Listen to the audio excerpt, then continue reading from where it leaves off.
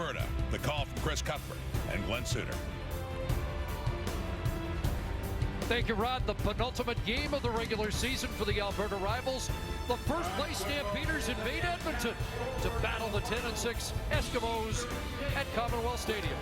This time of year, the running backs are featured. C.J. Gable, going back to his last game in Hamilton, now has 3 straight 100-yard rushing games. His 2 starts with the Edmonton Eskimos last week did not play, but he's back in the lineup tonight. Jerome Messam, starting tailback for the Calgary Stampeders, just 49 yards from his 3rd 1,000-yard season.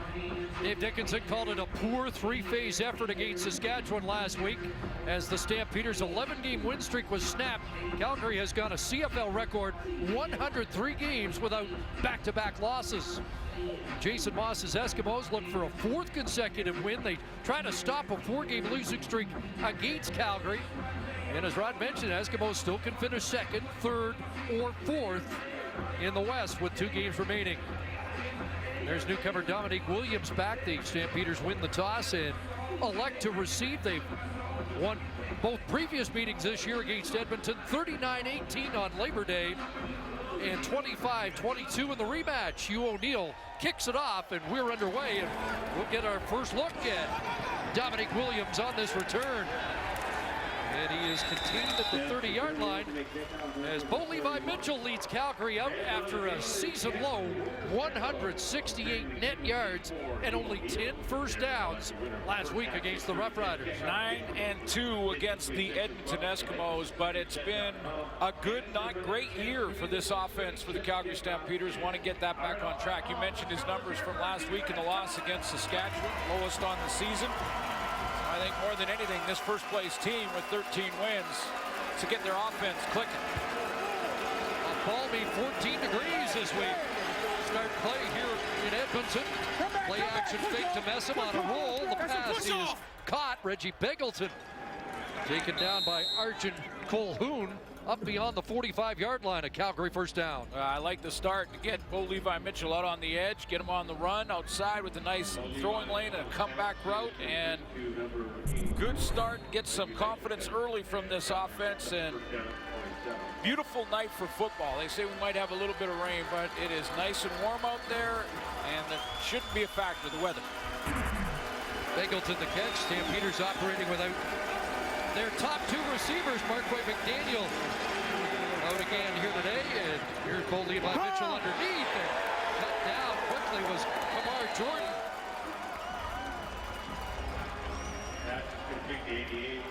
Well, I talked about Jerome Messam off the top, 49 yards from 1,000 on the season. That would be the 3rd time he accomplishes that. You mentioned the 2 top receivers. Marquay McDaniel still number 1. He's not out. Probably could have played tonight, but will play next week, I'm sure. There's Randy Richards that has to deal with Odell Willis and Philip Hunt off the edge tonight. Shane Bergman out with an ankle injury. Spencer Wilson can't go back-to-back weeks. The other receiver missing is Markin Michel. Yeah. And it's 2nd and 15 as it's brought down at the 35. A sack for Philip Hunt. That's his first of the year as the Eskimos defense is rolling early.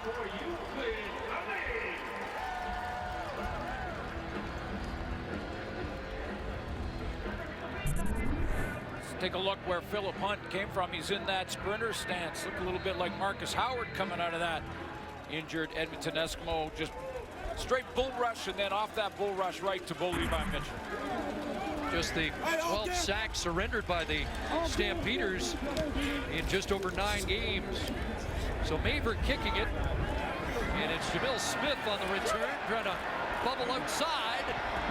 And he gets taken down by Caron, the long snapper of the Stampeders. As Mike Riley heads out after engineering that huge comeback in the final 4.5 minutes of BC Place last week when they win in overtime after trailing by 16. 6 of the last 7 games, Mike Riley over 300-yard passing. 12 300-yard games on the season. If he gets 2 more, he ties an Edmonton record with 14. Leader in passing yards at 52-52, but 2-8 as an Eskimo against Calgary. And throws his strike early. A terrific catch by Zylstra. Brandon Zylstra, who was quiet last week. 3 for 32 off to a good start here. The league's leading receiver. Well, yeah, one of the reasons, though, Chris, as you know, that he was quiet was because that Darius Bowman had his best game of the season, over 100 yards. So he saw a lot of the footballs go his direction. Brandon Zylstra had to be patient. Catches the first one out of the gate here tonight. It'd be an issue with this receiving corps only having one football. Bowman and Walker, big games last week. Here is a pass to the sideline. Catch made by Vidal Hazelton. CJ Gable probably could have played last week, but he rested, and Jason Moss gets him back in the lineup tonight. 3 straight 100-yard games for Gable. His 2 starts for Edmonton, 111 and 104. Colin Kelly has to deal with maybe the best defensive line in the CFL collectively. 3 guys at 9 sacks on that Calgary D-line. 1 is out in Jared Davis. Stamps with 6 sacks in the first 2 meetings, 2nd and 2, and CJ Gable met in the backfield and brought down. Tackle on the play by James Fodders to force the Eskimos offense off the field. Well, this is just a mismatch coming off the edge to the left of your screen here. Fodders coming in, and he's in a one-on-one with Zylstra. He comes in underneath, and Zylstra has to try and handle Zach Richardson. So a loss of 3 for CJ Gable. Today, Adeleke is back. Hugh O'Neill with a good punt.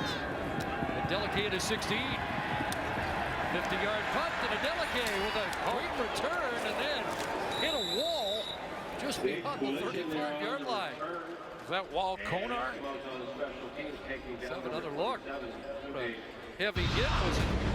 James Tuck or Konar? Let's have a look. That's Konar with the big shoulder, turning Adeleke back. The CFL on TSN is brought to you by the Nissan Titan, official vehicle of the Canadian Football League. So no blood drawn on the first 2 possessions. Dave Dickinson's crew starts their 2nd series at the 37. 1 touchdown in the last 34 possessions for Calgary now, and 5 turnovers in that span.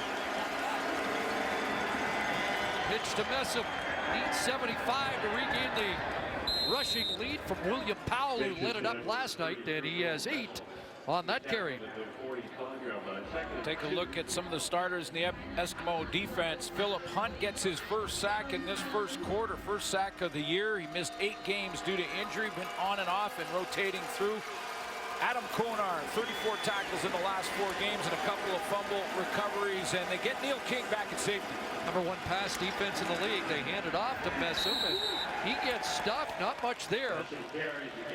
And to get up to the 47, it looks like he just got edged beyond the 45. So decision here on 3rd and 2 for Dave Dickinson. Boy, if I'm playing short yardage against this Edmonton defense, I'm running away from Elmondo Siwa. It doesn't seem to matter who they're playing against. If the team tries to get a yard on Elmondo Siwa, it's tough slugging. Gutsy. 3rd and 2, 21 and 22. Or are they just going to try and draw Edmonton offside? Yeah, that's what they're going to do. And Odell's going to let him know. Time count violation. Calgary number 19. 5-yard penalty. Remains 3rd down. Strategy by Dave Dickinson. No reason to not try it. It's just a 5-yard penalty. Take the time count. But if they do move and they do flinch, and we've seen it many times, you get the free first down. So, by the way, strategy, yeah. Excuse me, it looked like Odell Willis is all business today. Yeah, very much so. I mean, coin toss is usually playtime for him, and he was very serious in this one tonight. Must be the Battle of Alberta. Favor to punt. Wobbly punt to Jamil Smith at the 30. And Smith, after the 40-yard punt, brings it back. Tackled by Julian Wilson. Darius Bowman bounced back last week. Huge game. 9 catches, 136 against BC.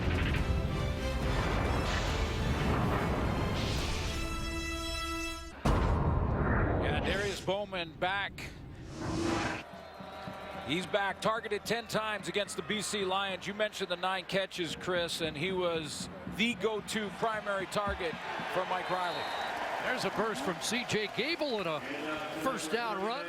13 yards up beyond the 50 for Gable. 3 consecutive 100-yard games, 2 as a member of the Eskimos. And they go tempo offense here without a huddle at the 51.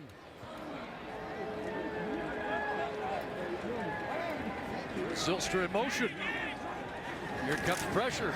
Fake to Gable. There's Bowman. And he is bumped out in Calgary territory at the Stampeder 53. Well, what was kind of lost, too, against the BC Lions was it was the breakout game for Darius Bowman, who had been struggling since coming back from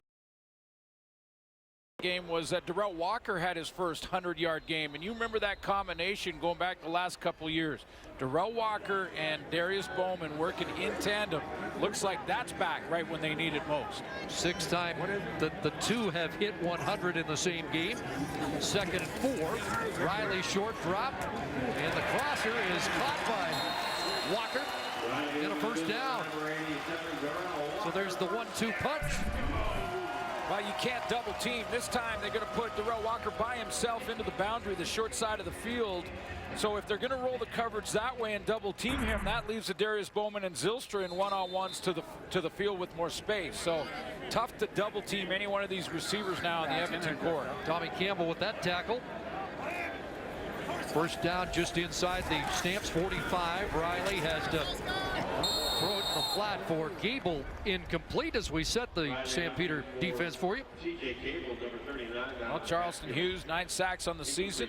Micah Johnson also with 9, and Jaguar Davis, who doesn't dress for this one tonight, all vying for that title. Alex Singleton sets a Canadian record for tackles in a single season with 115 and counting. And then you go back to that secondary, and Seontae Evans, 2nd in the team in defensive tackles with 47 on the season at the corner spot. They've allowed 21 first quarter points all season. 2nd and 10. Riley can't find anybody, and down he goes.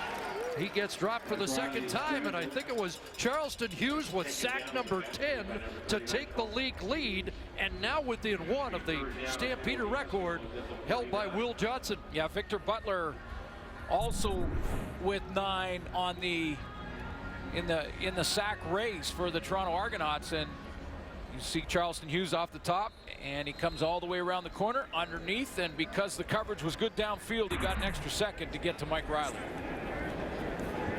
Mentioned 21 first quarter points allowed, only 5 in the last 9 games.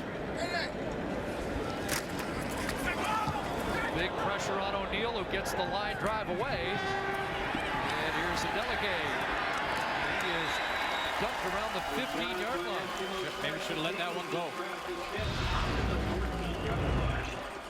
So Charleston Hughes with number 10 missed the first meeting of the year against Edmonton. Checks in early here today.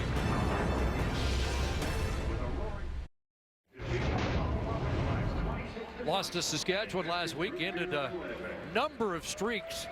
Their worst loss in 5 years, and that bottom line, the fact they have not lost back-to-back since Montreal and Toronto in July of 2012. Yeah. And despite 13-2-1 and already clinching first, it just feels like there's a sense of urgency for Calgary to step up today after last week, don't you think? Well, absolutely. Starting on the offensive side of the ball and just trying to get that offense on track. It hasn't been the same since Marquay McDaniel's been out of it. Of course, Bo Levi Mitchell has had that arm problem throughout the season that he's working through. Kamar Jordan and Tavares Daniels back in the lineup over the last couple of weeks. Start at the 15, and they hand it off to Messam. He gets brought down by Konar after pickup of about 4. But when you think about the 20th year in first place for this franchise and John Huffnagel since returning back in 2008, and the success that they've had, the great win-loss record of the head coach of John Huffnagel, but also of Dave Dickinson. take a look at his 28-4-2 record. I mean, just remarkable. And all those streaks came to an end last week. The 7th best in second down conversion, trying to convert here, and that ball is flipped. I thought it was high, but a chance for Jordan to bring it down. It falls incomplete. Just sort of relaxed, didn't he, at the end of the top of the route here. Kamar Jordan, I think he was looking for an illegal contact call. Looked like he got bumped around a little bit when he broke to the corner, and then just kind of relaxed when the ball arrived. Could have got 2 hands on that. Consecutive 2 and outs for Calgary, and Edmonton should get decent field position here, as Meaver will stand at around his 6. Number 2 in net punting yards in the Canadian Football League. And Jamel Smith's going to field this right at midfield, just a 35-yarder. And Jamel Smith pulled down around the 49. A late flag. Caron has his 2nd special teams tackle.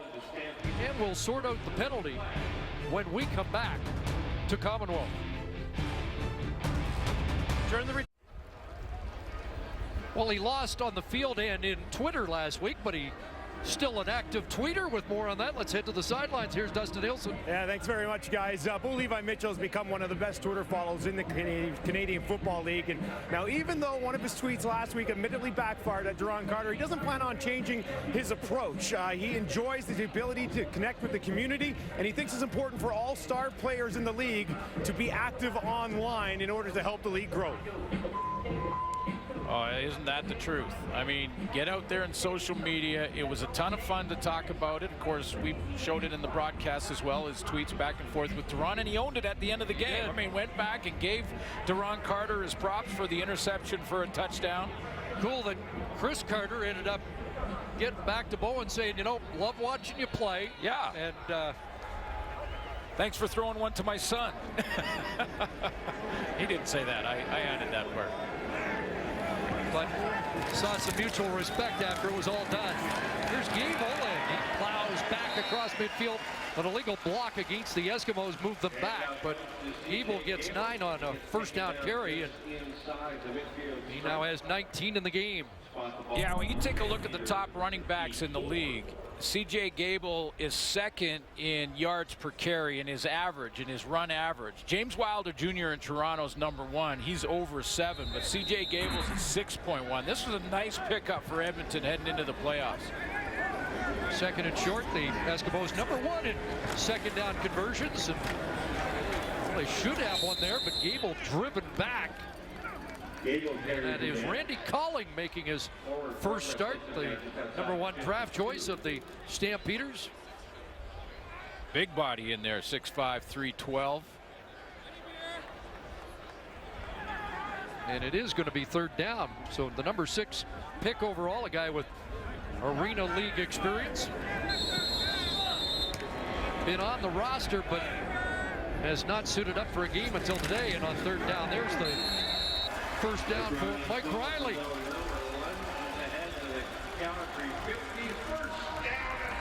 Jason Moss's team also #1 on offense in fewest 2 and outs. #1 in yards, #1 in passing yards. And time of possession. So, you know, they're offensive touchdowns. Yeah. So they're pretty important categories. They really are. I mean, they keep their defense fresh, starting to build as they head into the playoff run. Lots of weapons. Go 2 back here. McCarty stays in the block. Take a shot for Hazelton. And incomplete. Tommy Campbell almost came up with the interception. Well, boy, it looked early. Campbell needs some help. Yeah, it looked early on that Hazelton might win this jump ball. Then Campbell kept battling, ripped it out of there, had a chance for the pick, and nice little move in the press coverage. Tommy Campbell does a great job of catching up after being beat. I thought Hazelton was going to win the jump ball there. Campbell had a shot at it. It did hit the turf and bounce. And what happened to Tommy Campbell? Does Hazelton come down on his leg? Doesn't look like it. Maybe just hit that knee when he laid. Grabbed the right knee. That's a... And Charleston Hughes is also down, so That's double trouble for the Stampeders, although Hughes looks like he's going to be okay. He was going one-on-one on Colin Kelly, I believe. He was up here in the line, and CJ Gable, one of the best blocking backs in the game. I think he's going to come up on the outside and chip him. And here comes Gable here. That's a chip to help out his tackle, and that caught Charleston Hughes. So likely a stinger for him as he bounced back and hit it off. Julian Wilson now gets his first action on the corner. First-year man out of Oklahoma on the field corner. 2nd and 10. Riley steps up.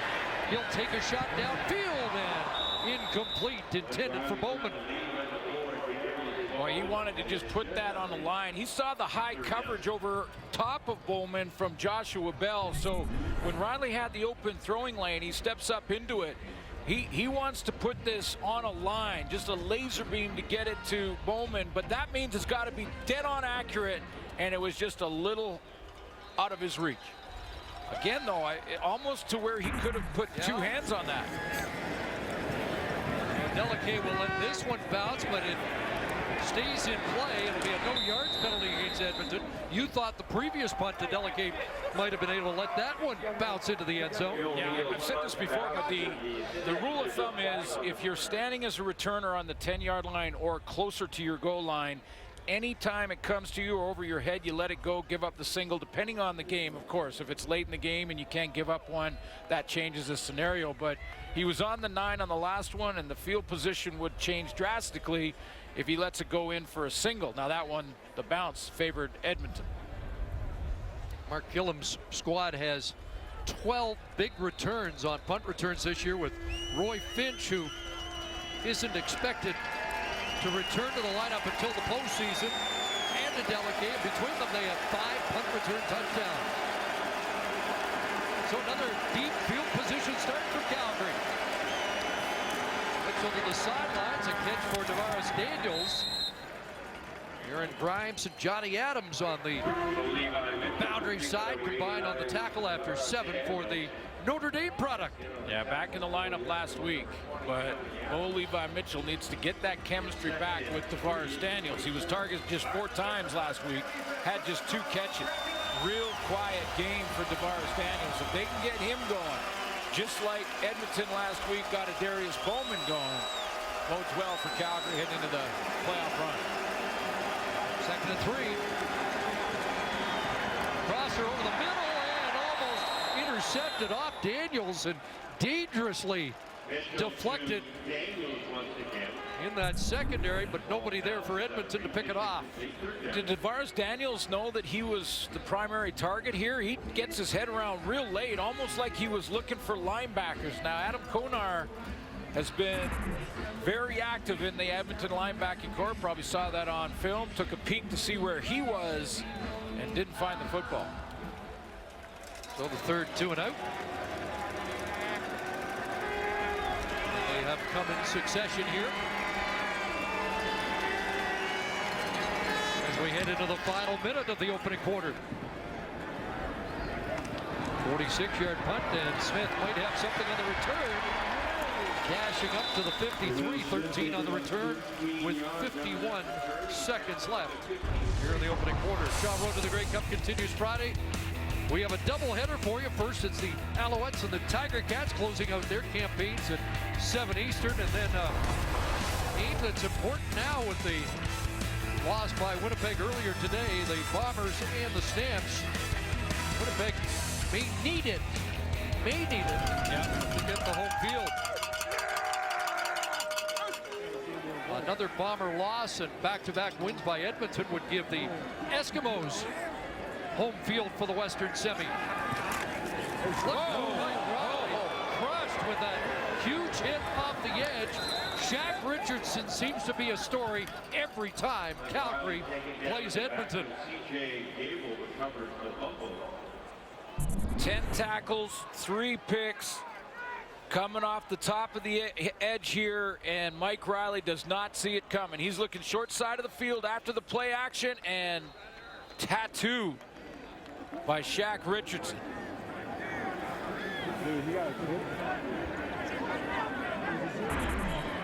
How tough is Mike Riley?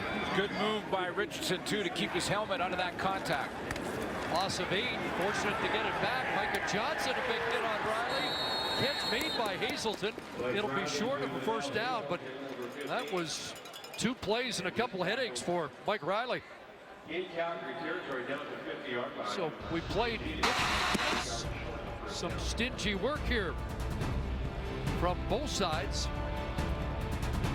in a defensive battle here after 1 quarter at Commonwealth. Still just 21 first quarter points allowed by Calgary on the season. And the Eskimos don't allow a point. That was some tough defense in the opening 15. Yeah, both defenses playing very well, and that was a question for me coming in with the Edmonton Eskimo defense to see if they can continue to improve. They have over the last few games. Their issue was their run defense. Jerome Messam with just 3 carries for 13 yards in the first quarter, but Edmonton, Chris, is not taking advantage of this field position. Yeah, they certainly had the edge there. A couple of possessions around midfield, but unable to score. But the Eskimo defense looking good without Kenny Ladler, their best player so far in 2017 on D. There's a delicate, he let it drop, but it hit him, and so he's got to play it. Yeah. And he'll scramble to get it back to the 15, so not a bad return. Well, after all that. Well, Delicate is figuring it out. I mean, he's probably been told on the sideline to just let that one go into the end zone, but he's just not been able to execute it. First, it was a good punt that had backspin on the last one, and this one, he didn't get out of the way enough. Yeah.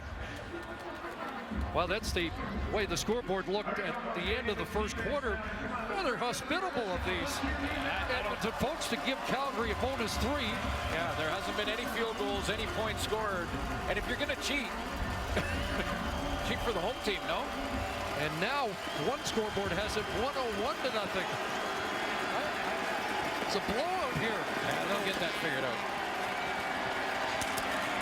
Here's the first carry from scrimmage for Dominique Williams. No relation to Terry Williams, the other backup running back for the Stampeders. Dominique out of Wagner getting his first Calgary Stampeder action. Look at those numbers rushing at Wagner. You get 4,435 yards. You can run the rock. And take a look at Dominique Williams tonight. 5'9", 205, and a guy with speed and power. Second down, Mitchell throws, got an open target, and it's Rory Collard with the catch and a first down, wrestled down by Neil King, who returns to the Eskimo secondary.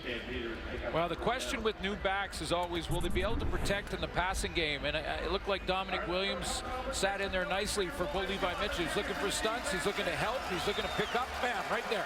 Nice block, right in the middle, to give Bo an extra second to throw it. Just the second first down for the Stampeders. Up at the Calgary 34, here comes the heat, and the screen is thrown into the turf, incomplete. Now Mondo Sewell was leading the charge. Well-executed screens are where the offensive line will take a couple of counts. They'll block, you got to block for a second. So you're going to step up and block for a second. But once you get that done, then you let them go. This was too quick to execute the screen because Dominic Williams couldn't get out there. Still trying to fix the clock. It just doesn't want to go down to 0 for the scoreboard operator. A pass over the middle is incomplete. Off the hands of Breskison. We've got a flag in the offensive backfield. Not sure if Mitchell got hit late or whether it's a hold. Here's Tom Valesi. Holding. Calgary number 64. That penalty be declined. Third down. That's Justin Renfro, who's in at left guard for Sheen Bergman. And this was a holding call, textbook takedown on Justin Renfro.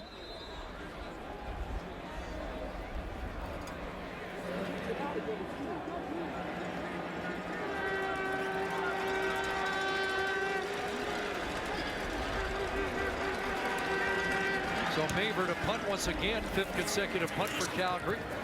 Outside the numbers for Smith, who brings it back towards midfield, but not going very far. Boy, that cover team doing the job, and this time it's Riley Jones out of UBC with the tackle. Join us at the half for the GMC Professional Grade Playbook. Tonight, Henry Burris on the CFL's Headhunters. Is he going to call people out here? All right. Better tune in for that. Spider-Man, the Hulk. Wonder Women. They're all here tonight.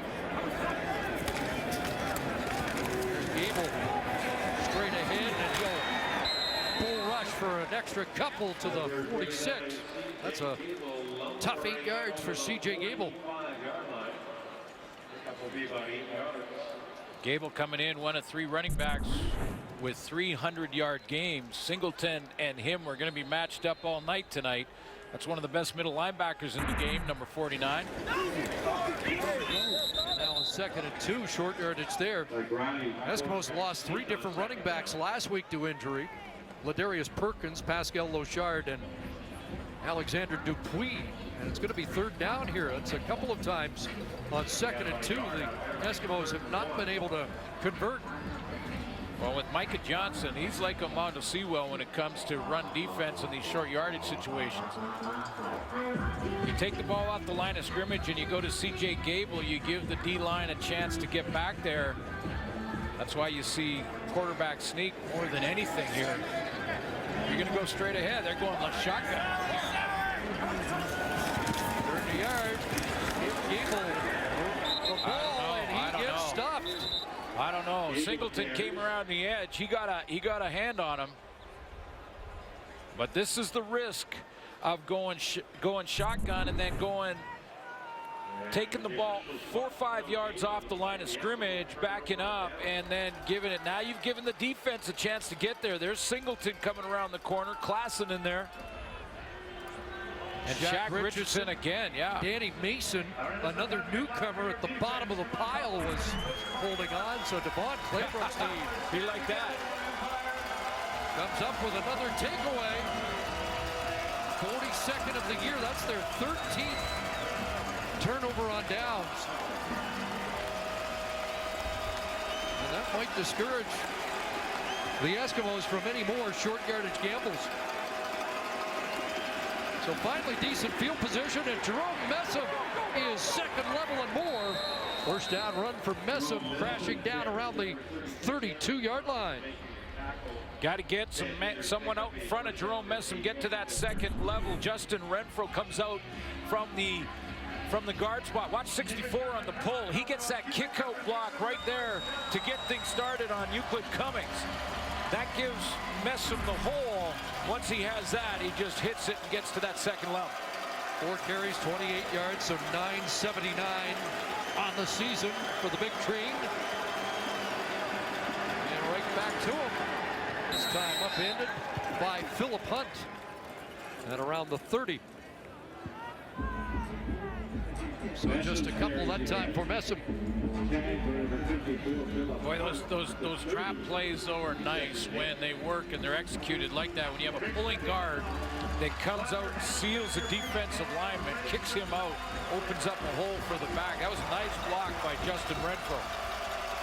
Messam 61 and 48 yards in the first 2 meetings against Edmonton. 2nd and long, Mitchell to throw, and he's on the money for Kamar Jordan. Brandon Thompson, who replaces Kenny Ladler at the strong side linebacker spot, makes the tackle. Just amazing. A defensive stop on 3rd down just switches the field, puts it back now to advantage Calgary, and now Bo Levi Mitchell, Jerome Messam getting this offense going and inside that red zone. Can they take advantage of good field position? Brandon Thompson shaken up, so there'll be another adjustment there. I think Mike Benavides likes when we say strong side linebacker. It's a dime back in his defense, and he'll have a word with me later. Well, he's got a more important issue. Who goes in there for Brandon Thompson, who replaced Kenny Ladler. Yeah, Ladler's out for this one. Thompson goes in there. They put Forrest Hightower in Brandon Thompson's spot. Got Chris Edwards and Koshi Mwamba's possibilities to come into the secondary. But right now we'll step aside as Thompson gets worked on the ankle. From mic'd up players to behind the scenes action, it's CFL Wired. Good stuff, Rick. I will pay you $1,000 if you can block me one time one-on-one. Damn, Mondo. Get your fat ass up, boy. Hey, too, you got to skip it. I hit that note. Catch you Wednesday, 7:30 Eastern, 4:30 Pacific across the TSN network. So it is Chris Edwards who comes in for the injured Brandon Thompson. Stamps with a first down. Edmonton 14. Looking to break the ice here. 6 minutes into the second quarter. And again, it's Messam. And he will plow for 5 more. And brought down by Chris Edwards, who has just checked in defensively. Yeah, right back to that same trap play with Justin Renfro pulling guard, coming out and trying to kick out, open up a hole for Jerome Messam. And if it's going to work and keep working, just come right back to it. There's the pull by number 64, that left guard in Renfro. He's out and trying to kick out Philip Hunt or whoever's playing on the edge, and has executed it well twice in a row now. 2nd and 6. Low shotgun snap. Throw incomplete. Begelton can't hang on with Aaron Grimes in the vicinity, and the field goal unit will have to check in for Calgary. Yeah, right at first down marker territory too. I mean, this is just a flat out drop. Begelton's got to have that one. Can't throw it any better. Well, what an addition Aaron Grimes has. To get him back has really solidified this secondary for the Edmonton Eskimos. Great speed, and he's a great cover man back there. And every game we've done since he's returned, I've seen 3 or 4 knockdowns. He's always in great position. Difference maker, huh? Yeah. 5th start in a row for Grimes. But a good year for Rennie Paredes. Looking for a league-leading 51st, and he puts that through. And now the scoreboard's right. Calgary has a 3-0 lead.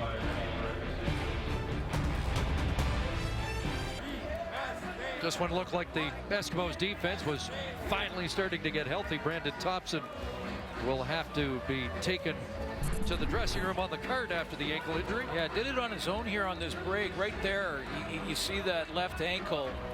It jammed into the turf and twisted inside on him.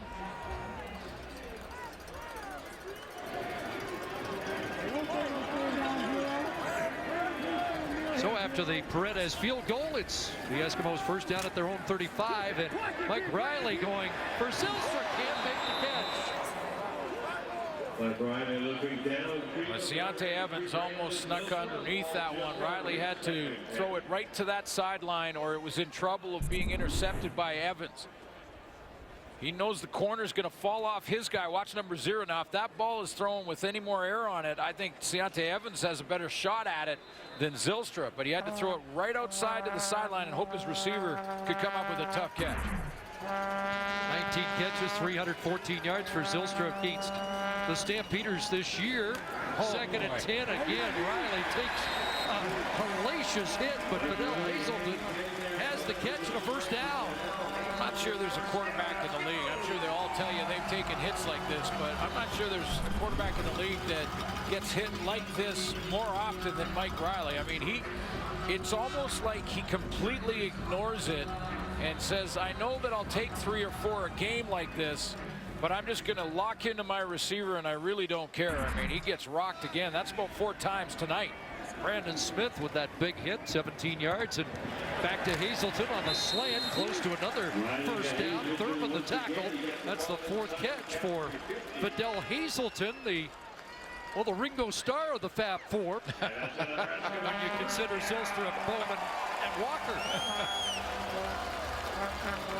That's a good one. In for Duke Williams. So Riley with 7 completions so far, and 4 have gone to Hazelton. Zylstra and Bowman on the waggle. And inside, and Gable shrugged off the first hit and able to surge ahead for maybe a couple when it didn't look like anything was there.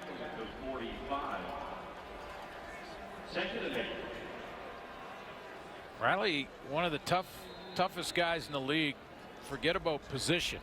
Not as tough as quarterbacks, but one of the toughest guys in the league. And he gets hit so hard, he's rearranging equipment to try and get back in the huddle and get back to the next play. It doesn't seem to phase him. I mean, you're right. He's been hit, well, at least 3 times in this game where it looked like he might not get up. But he hasn't missed a snap. They draw the Stampeders offside here, but that'll make Offside.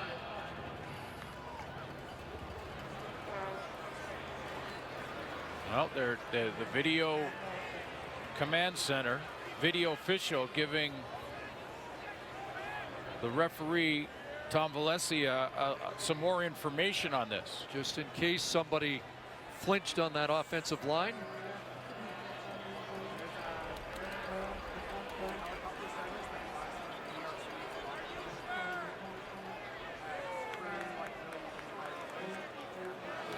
Procedure.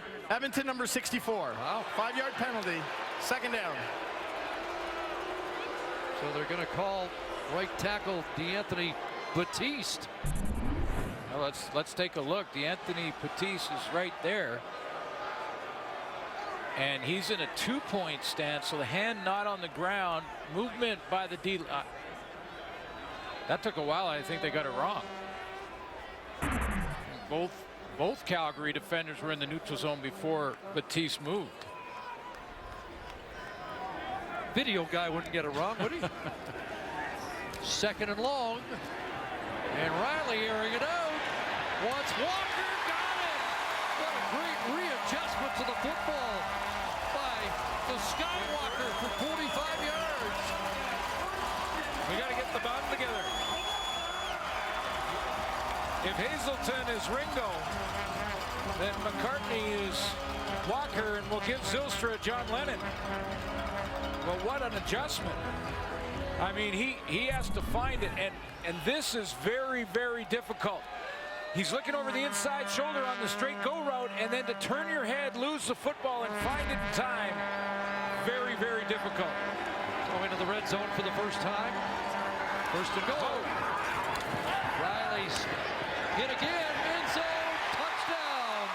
Darius Bowman.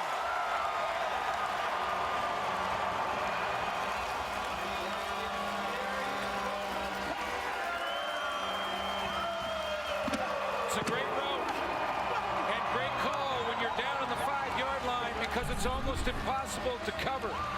When Riley's going to bootleg out of here and wait for Bowman to come all the way across the field, whether it's a zone look or a man coverage behind it, very difficult to cover, but you need time to make the throw, and Mike Riley had just enough.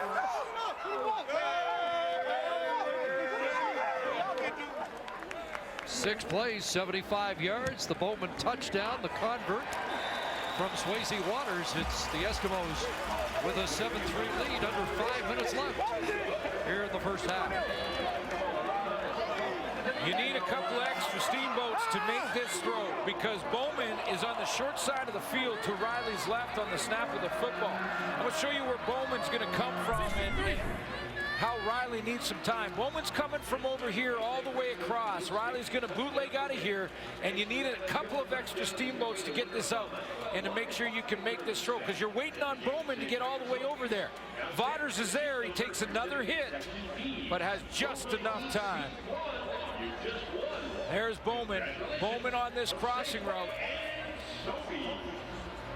If this is pressure right now on Riley, he's not open yet. He needs the extra 4 or 5 steps. And now Ciante Evans got to come up and cover his man. No way he can get back there to help out. 28 touchdown pass for Riley on the year for number 4.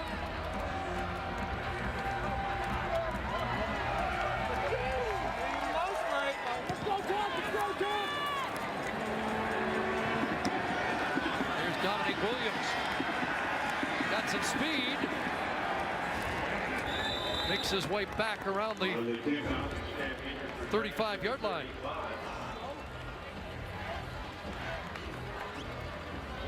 So Riley at 126 yards passing.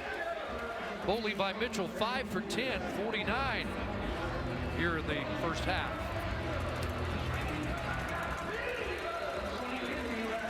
See what kind of response the Stampeders can engineer. Last 5 games, Mitchell has averaged 230 yards passing.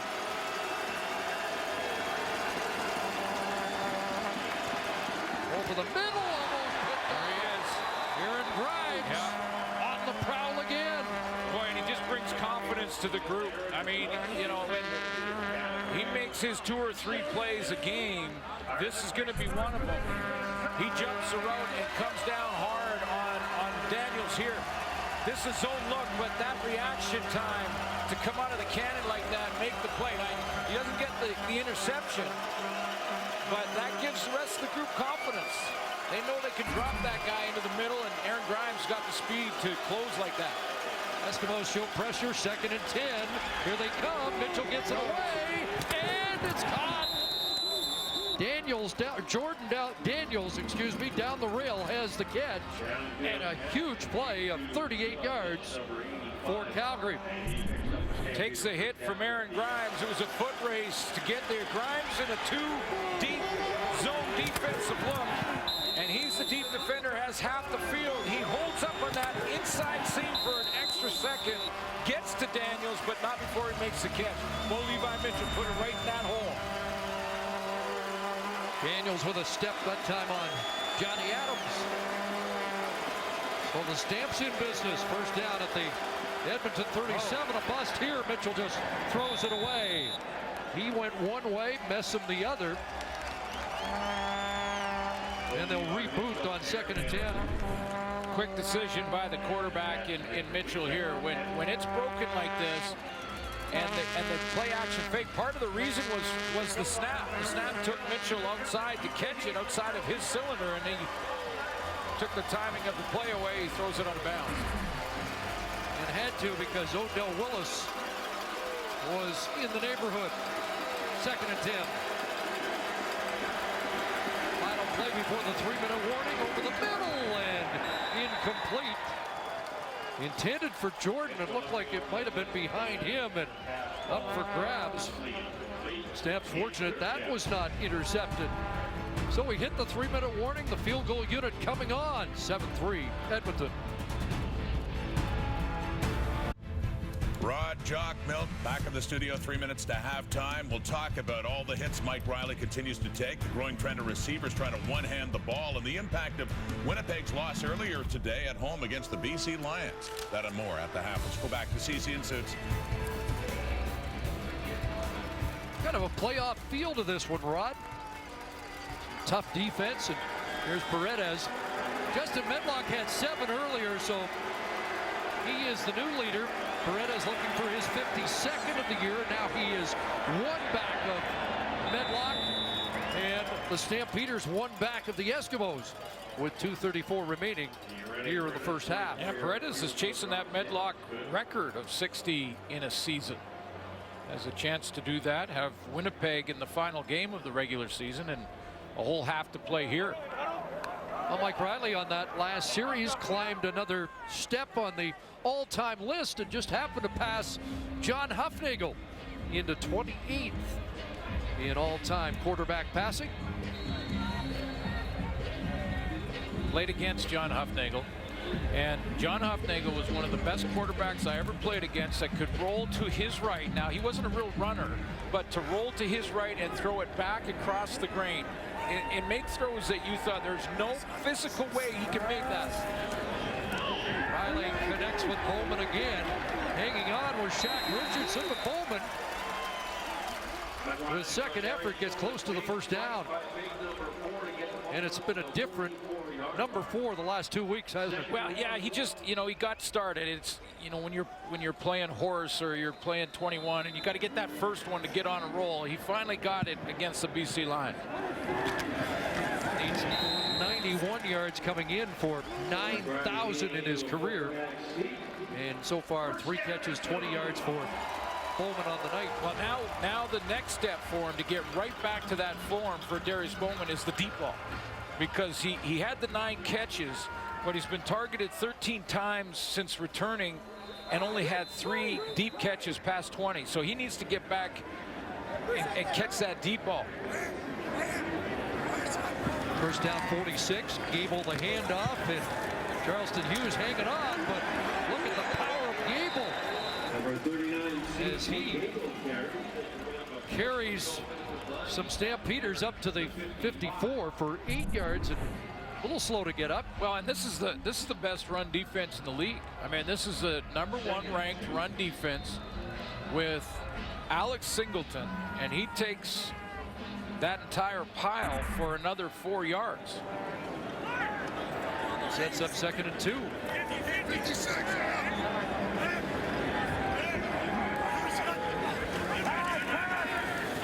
They'll swing it out here.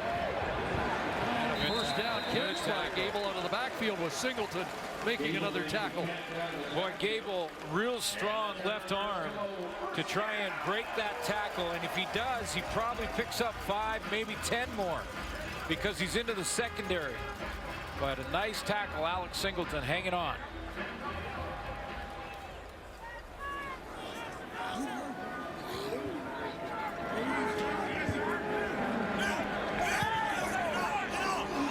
First down into Stamp territory with 90 seconds left, and Riley changing the play call. Is he going to get it off? They just do.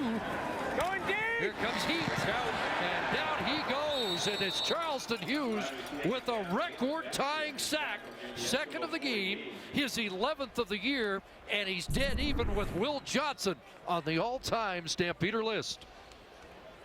Just a little hesitation on Colin Kelly coming off that edge, and then puts another gear to catch Mike Riley from behind. 2nd and 19.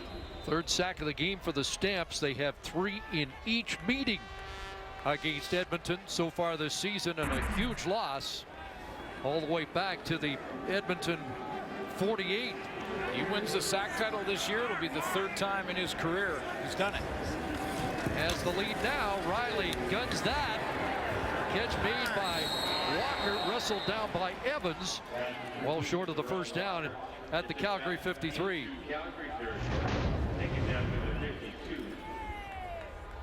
He's tied. Will Johnson. Calgary history, and as I mentioned, it'll be the 3rd time taking the title if he can do it. Now we've got some football to be played. Victor Butler plays again next week. Micah Johnson's got another half. He's at 9. Trying to become the 11th player in CFL history to hit 100 career sacks.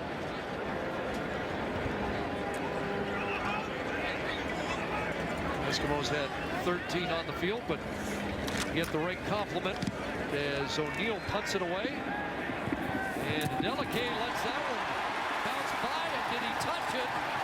That's going to be a single point. That time he wanted to field it and avoid giving up a point, but he misplays it. Yeah, exactly. It's been an adventure for Adeleke in the return game.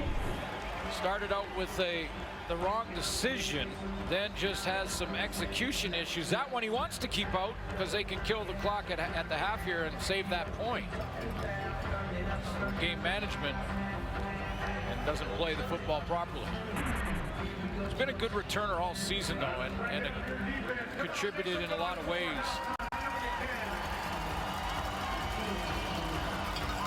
We'll see if that's a significant point on the night. Veteran coach with a rookie returner. He hasn't made many mistakes this season. Tough to coach them, too, because you want to keep that instinct. You want to make sure that they still feel real confident back there.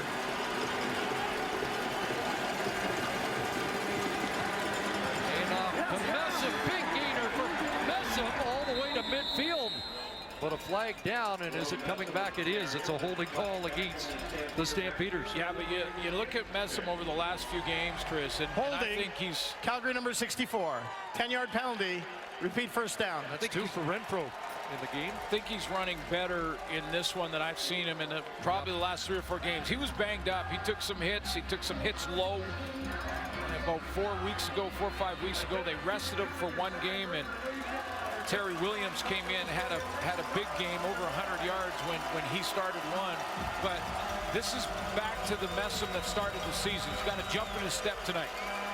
Would have got him to 1,000 for the 4th career time, but the carry taken off the board, and now it's 1st and 20 with 23 seconds left. Little dump pass here for Bangleton up to the 30-yard line. And it will be 2nd and around 15.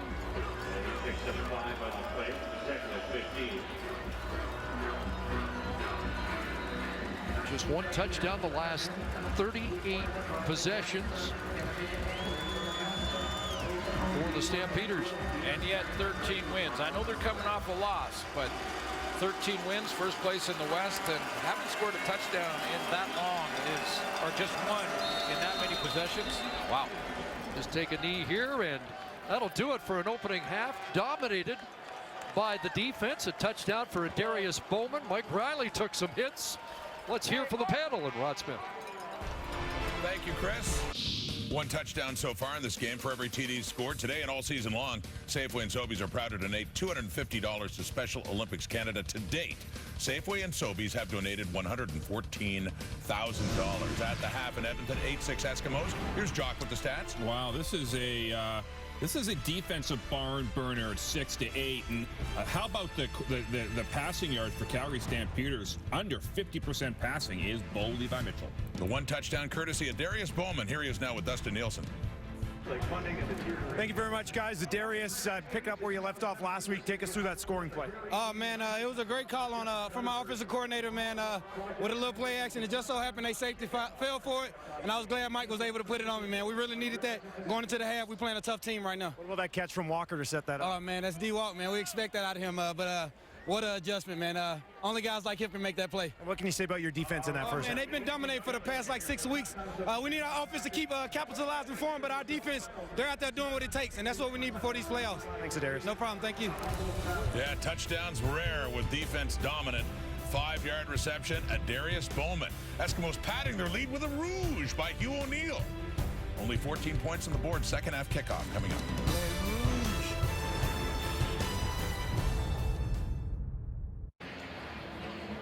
Welcome back to Edmonton. It has been a battle of Alberta so far tonight. 8-6 Eskimos before we start the second half. Dustin Nielsen's with Charleston Hughes. 2 more sacks so far for you. The next one will be 100. Could be a big one in this football game. What's the message there at halftime for you guys? We're playing a good game right now. They're playing a pretty solid game. And, we just got to go into this next half and try to take over and get some separation. Defense has been playing terrific. When you have a quarterback like Bo Levi Mitchell, you kind of just assume if you keep it close, he'll take over? Yeah, just give him as many opportunities as he can to touch the ball and get the ball in his hands, man. And, we believe that he's going to be successful. Thank you. Thank you.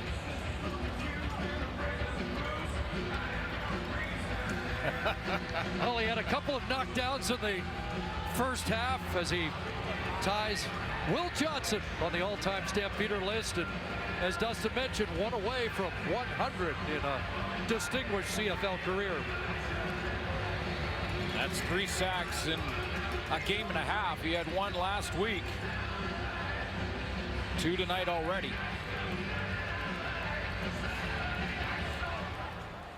Chris Edwards deep as Paredes kicks it off.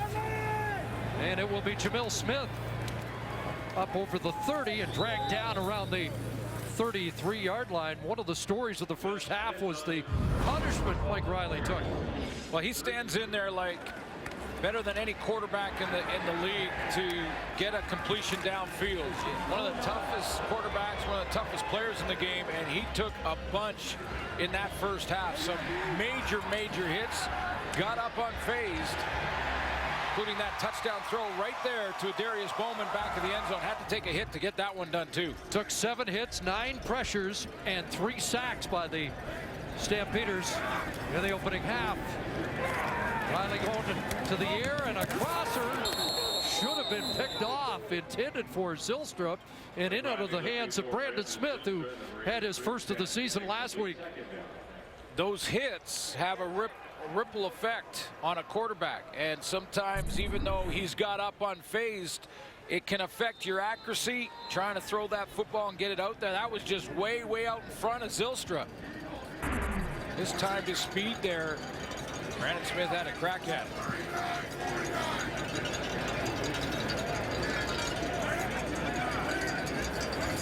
Second and 10.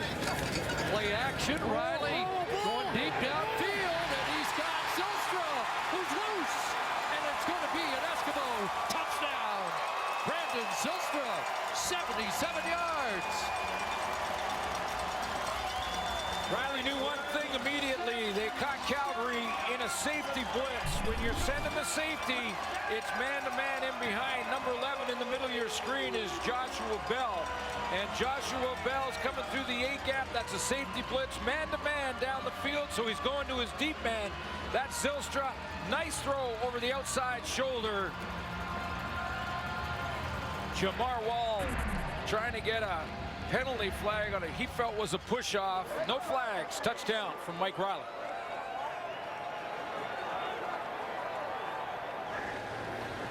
Fifth touchdown catch of the year for Zylstra. Extra point for Waters. And it's a 9-point Eskimo lead. When the safety's coming, Chris, as we've seen many times watching this game, you got to play basically man-to-man behind it. And here comes the safety, Josh Bell here. Here's the corner route. Take a look at where Jamar Wall has to play. With no safety in the middle, you have to take away the inside. Stop it there. Now, when you're taking the inside, that obviously leaves outside leverage to the receiver, but the ball has to be thrown on the money. Go ahead and roll it, guys. Jamar Wall is in great position, tries to cut under, and that ball thrown just up over that outside shoulder. What a throw from Mike Riley. So a pair of touchdown passes in this game by Riley, and now 29 on the season. And for Zylstra, his biggest play of the year. 76 was his high, but 77 on that reception.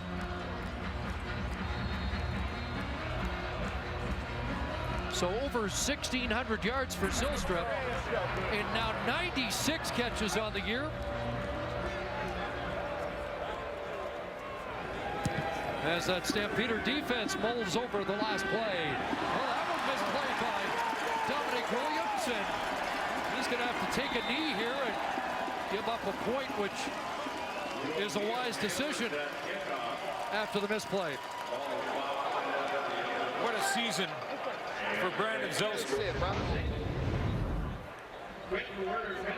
As he gets closer and closer to that Edmonton record and Brian Kelly's numbers in 1983 and 1812. That play just kind of brings Kelly maybe into range. It looked like it was a long shot, but a couple of explosion plays like that, and that Brian Kelly record might be in jeopardy. So too the Calgary mark of not losing back-to-back in 103 games. Here's the hits to Anthony Parker, and Aaron Grimes has been busy defensively with his fourth tackle of the night. Well, and the Calgary Stampeder offense still trying to find a way to get on track here. I mean, this is something we haven't been used to seeing with this Calgary offense, just struggling. And you look at Bo Levi Mitchell's numbers, 7 of 15 for 92 yards, just coming off his lowest numbers game of the week the year last week. Second down, that throw is caught, a completion to Daniels and a first down. Just the sixth first down for the Stamps, who had 122 net yards in the first half. You know, I agree with Jock Climby at halftime saying, he wants to judge the passing game and judge Bo Levi Mitchell once they get Marquay McDaniel back, and they got Marquay McDaniel and Tavares Daniels and Kamar Jordan all on the field at the same time. That hasn't happened very often this year, but they might not. I mean, what if they don't? There's other teams that have gone through injuries as well, and there's enough talent out there with Jordan and Daniels that they should be better than they are right now throwing the football. Justin Renfrew shaken up, but just on that, it's like they need the band back together. Yeah. Renfrew, the left guard, gets attention, so we will step aside and be right back to Commonwealth. Your favorite Hicks are back for a special Halloween episode. Letterkenny, The Haunting of Modine's 2, now streaming only on Crave TV. Start your 1-month trial at cravetv.ca. So Renfrew to the sideline, Spencer Wilson, who came back last week after 6 games on the disabled list, into the game at left guard. Guy who's played every position on that Calgary offensive line this year. There's a completion to Parker and another first down as the Stampeders try to respond as they get it down into Edmonton territory. Just counting on the play action here as they get a little change motion and a hot route here. The little play action fake to Dominique Williams opens up the hot route because linebackers in Adam Konar, he jumps up to stop the run, and in behind him is Parker. 20-yard gain for Anthony Parker. First down, Edmonton 38. 5 receivers and fake to Williams. Mitchell stands in and now throws underneath. The pass is caught at the 33-yard line. Daniels with the catch. Johnny Adams there defensively. I think one of the ways that the Calgary can get back on track, and especially against Edmonton to test them, is to go back to some more Jerome Messam. And on that first half, 6 carries for Messam, because you saw how important that play action fake was, or Dominic Williams for that matter. But go back to the run game.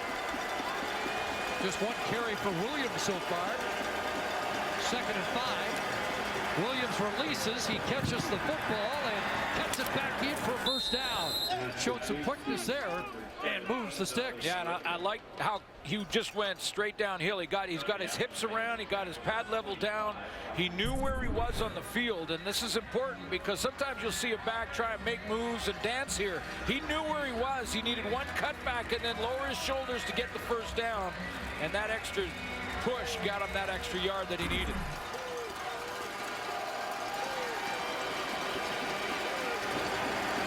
Mitchell 5 for 5 on the drive. First down.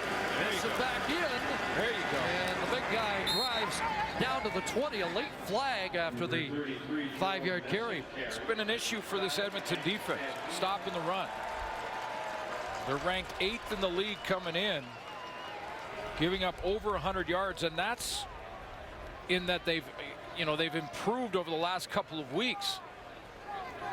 This one coming back on a hold, it looks like. Calgary number 59. 10-yard penalty. Repeat first down. That's Richards, so that's a couple of good Messam runs that have been taken off the board. Like that, though. I like the teammate and Jerome Messam just coming out. Hey, no problem there. I got your back. Don't worry about that. Gives Randy Richards a little pat on the back there just to say, it's okay. Let's take a look at what he does here. Steps out, he's okay there. Odell Willis chopping away and then throws him to the ground. Penalties were a problem for Calgary last week against Saskatchewan.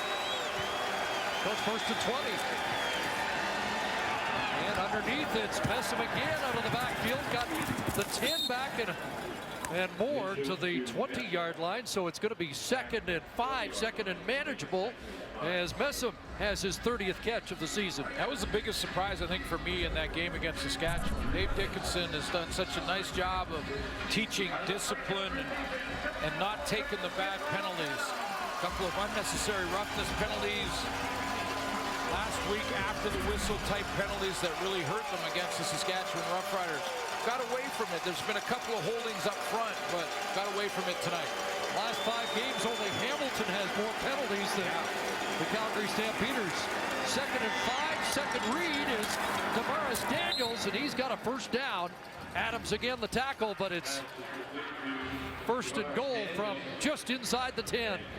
This is a real nice pickup of a first down here, and watch how Mitchell, once he gets in that groove, he'll start to do these extra things. Hold it right there, stop it there, guys. Look where he's looking. That's just to look off the defense, influence the defensive backs. Come and look where I'm going, and then flip the hips around, step into the throw, and they convert after getting that penalty for holding. Best looking Calgary drive in quite some time. And they cap it, 4 receivers near side. Here comes pressure underneath. Hot. Anthony Parker, touchdown. Stretched out to break the plane. And it is a Stampeder touchdown. What an effort. What an effort to cross the goal line. Anthony Parker, first of all, great athleticism to get the right hand down. He gets chopped here, and he should be down about the 2-yard line, but watch, he gets the right hand, keeps his balance, step and dive, crosses the plane. Nice. Third touchdown of the year for Parker. And the second touchdown in 40 possessions for Mitchell and the Stamps. Well, that's the best drive I've seen, and converting on 1st and 20 after the holding call. That could be something that kickstarts this offense. Paredes the extra point. Parker the 8th reception of the drive as Mitchell goes 8 for 8 to get the Stampeders back in it with 8:28 to go, third quarter.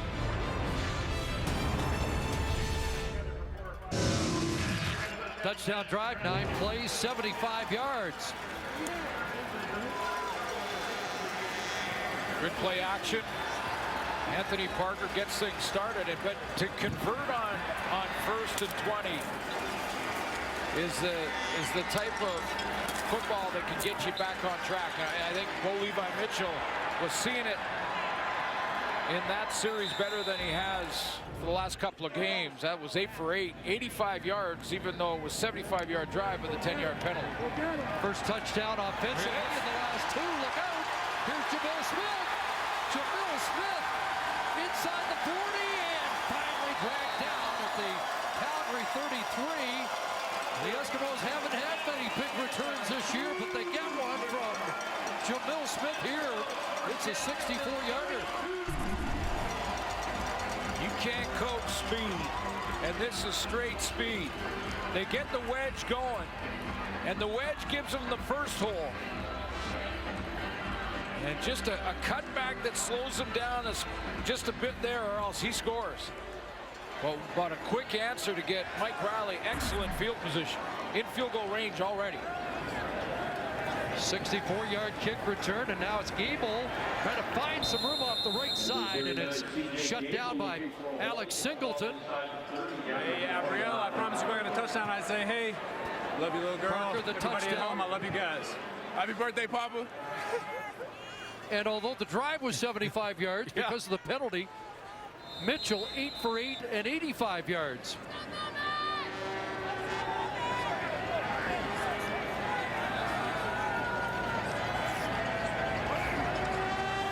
Second and 8.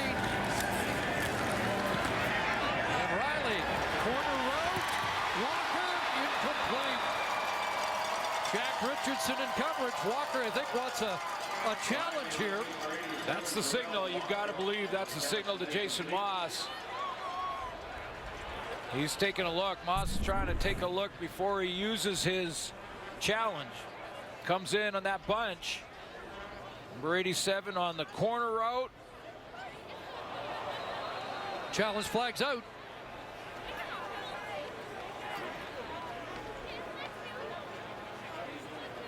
It wasn't when the ball arrived. I think that play from Shaq Richardson was fine. There looked like a stumble as he came out of his break. As Darrell Walker made that corner route break.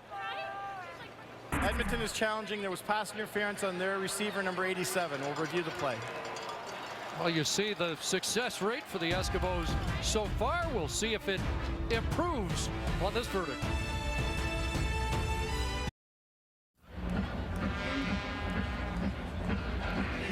After review, we have accidental pass interference on Calgary number 35. 10-yard penalty, automatic first down.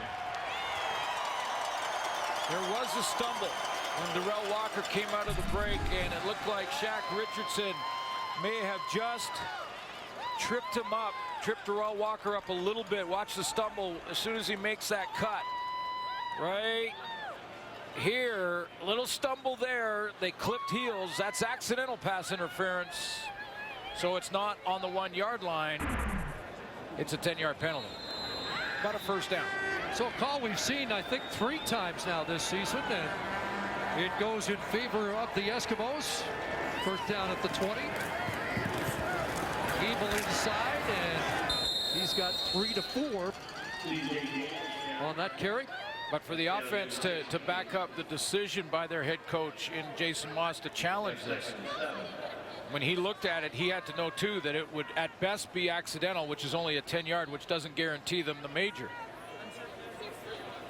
So to get full advantage from that challenge, they need to put it in the end zone here and get 7. It's almost like because the momentum had shifted, it was an important time for them to. Yeah, that's part of it too. Good point. 2nd and 7. Look out. Riley got him away. Bowman off his shoe tops. And there is Bowman. Touchdown. There you go. Back their head coach. They made it happen. What a catch by Bowman.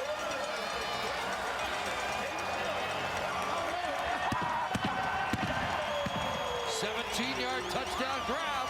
And Bowman's got 2 in the game. Mike Riley just basically getting rid of this one because the pocket was collapsing, and I thought that was going to be too low. Look at that hit. But Bowman off the shoe top. Catches it clean. Doesn't touch the ground at all, and away he goes. Does he cross the plane? Yep. Touchdown. Edmonton, what an answer.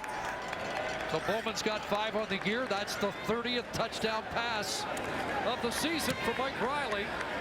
And Waters adds the convert. So Jamil Smith set it up after Calgary's touchdown march. The Eskimos with a quick response. Boy, that was some kind of catch. I mean, for Darius Bowman to make this look so smooth going down that low. I mean, we've seen receivers catch them down there, but you usually give up your body, go down and have to stop running to do it.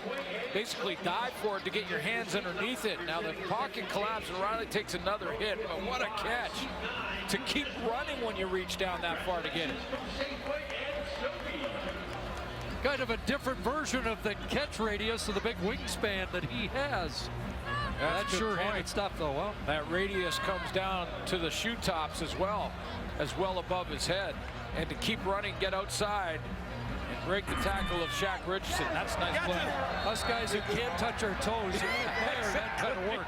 Exactly. That's much more impressive, isn't it? And a good challenge because it worked out for Jason Moss. That one skips to Williams, and he'll bring it back to the 30. Some big contact, and let that go out of bounds. Williams let that go out of bounds. If it did ricochet out of bounds, the field position would have been much better. Calgary's a bit of an adventure on all the decisions, but that was another big hit on the teams. We've seen a bunch. The Battle of Alberta is that's James Tuck, 5-year man out of York, who stands his ground and makes the play. That was going straight out of bounds. Well, let's see if the Stampeder offensive momentum continues. Number 31, Messam, not this time. Ball down, and it'll be Armando Sewell with the play. When the Edmonton defense was really struggling against the run, they didn't have Armando Sewell in the lineup. Boy, he makes them better so many ways. Sewell with sacks in 5 consecutive games. That's a career high. Doesn't have one yet tonight, but that's a big play to set up 2nd and 11. Here comes the pressure. Mitchell on a roll, cross body, and it's complete. Got away with it. The 50, but I think it's coming back on a hold. There is a flag, and it looked like Mitchell got a little extra time. Holding. Calgary number 53. 10-yard penalty. Repeat second down. Yep, Brad Erdos, the right guard this time, is flagged. Second and 21 for the Stampeders 20. Take a look at Erdos here. It was late in the play. It was as Bo Levi Mitchell was trying to scramble out of there. He's okay right now, and then now he's got him, and he won't let him go. Chris Edwards can't believe that was like that Hufnagel throw back in the old days. Rolling all the way to the right, throwing across his body, but penalty will bring it back. So the penalties have been costly. They've cost the Stamps about 50 yards of real estate, and down goes Mitchell. And this time it's Euclid Cummings with the sack, and he has heat on the year. 3 in his last 2 games. Take a look at this alignment by Mike Benavides' defense. It's so difficult. Look at this, straight across the board here. So those guys are going to drop after the snap of the ball, but Bo Levi Mitchell doesn't know what defense that's going to be until the ball is snapped. So he hesitates, holds it, because he wasn't sure who's going to drop deep, who's going to come up underneath. He does have an open receiver in the flat, but by then it's too late.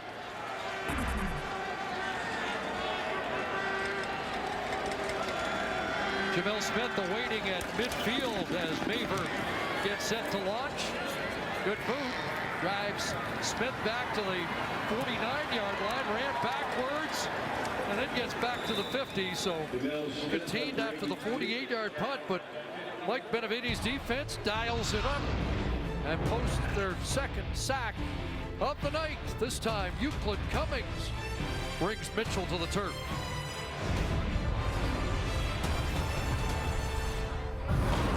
Speaking of sacks, 2 for Charleston Hughes, 99 now in his career, tying a Stamps record, and with more on the pursuit of 100. Let's rejoin Dustin Nielsen. Yeah, guys, it's another good night in a great season of an outstanding career for Charleston Hughes, as he's on the verge of becoming just the 11th player in the history of the Canadian Football League to record 100 career sacks. Now, while he understands the legacy he's building, he told me yesterday that it's all about collecting championships right now for him. On the other side, I asked Mike Riley about playing against Hughes, and he says he doesn't try to worry about him too much, but at the same time, he said he probably has the best spin move in the Canadian Football League. It is one of his favorites. But it's, you know, it's not just about the moves, the rip move or the spin or the swim move or any of those. It's how you set it up. It's when to use them, when not to. Playing within the scheme of the defense, not freelancing too much, but still making those plays. Here's Riley looking one way, now another, and throws it away at the Eskimo bench. And a good decision by 39 right there to not make the late hit. Let's see Charleston Hughes work here. He's got to fight off the double team, play inside, make sure he takes his gap in case Riley ran down the middle, force the throw to happen before Riley wanted to make it and not hit Riley late and draw a penalty flag.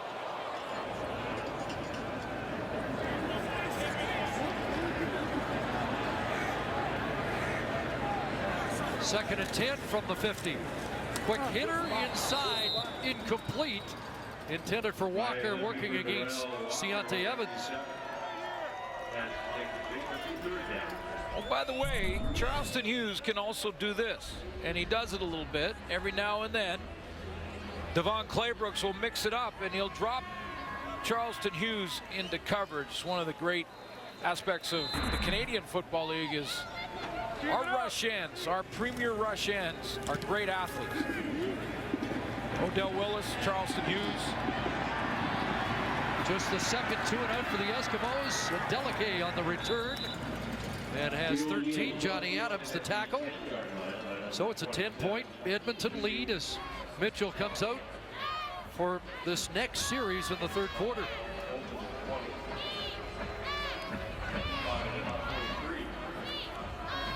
177 passing yards on the night.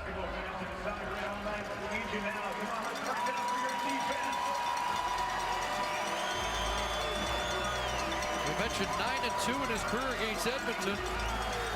And that includes 5 wins and 6 starts here at Commonwealth Stadium.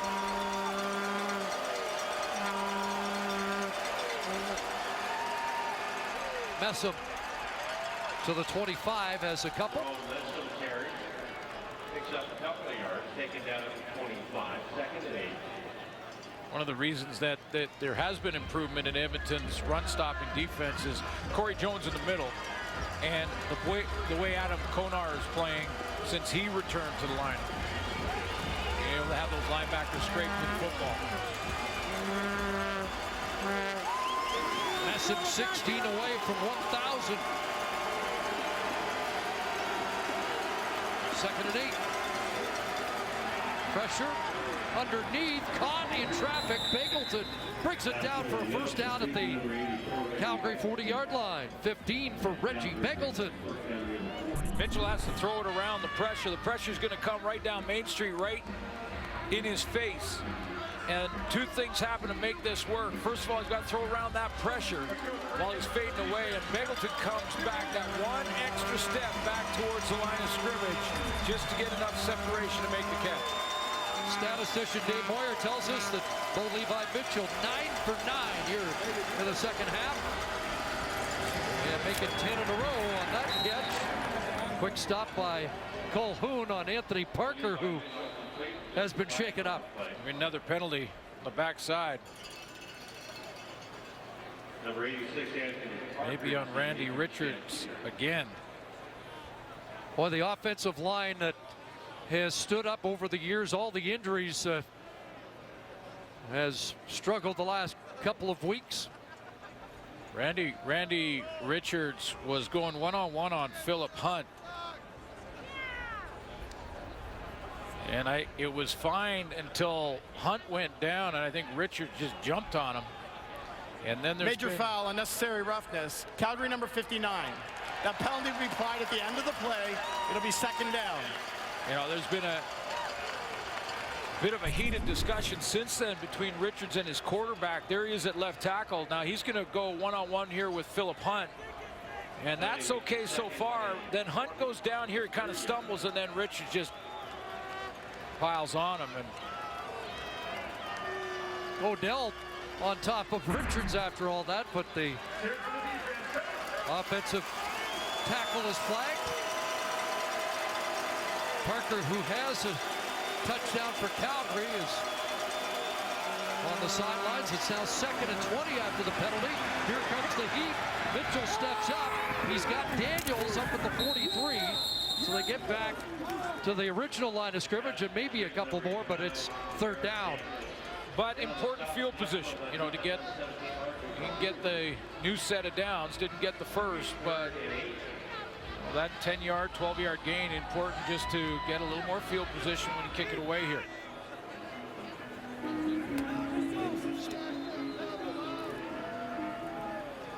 You mentioned the penalties in the last 5 games for Calgary, and they're sort of creeping into this team a little bit over the last little while, and especially those UR penalties, they get you in trouble more than anything. Very un-Stampeder-like, an average of 99 yards and penalties a game. One bounces out just inside the 40, and 0's on the clock. That should be it for the 3rd quarter.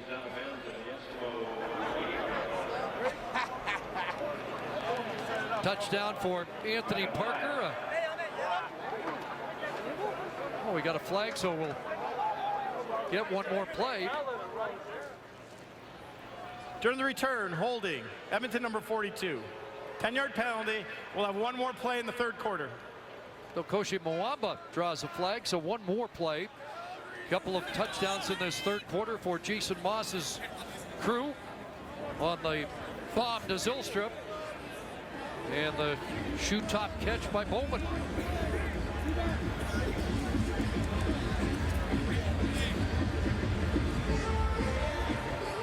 Time of year when you gauge who's getting hot.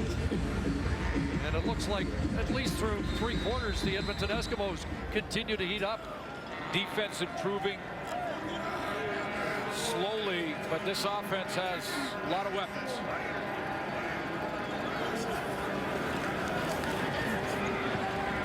Underneath, the crosser to Walker makes the first man miss, and up at the 39-yard line. That's enough for a first down at the end of the third quarter. Edmonton Eskimos will take a 10-point lead to the fourth. A big play by Zylstra set the tone. A response by the Stamps, but then another touchdown for Edmonton.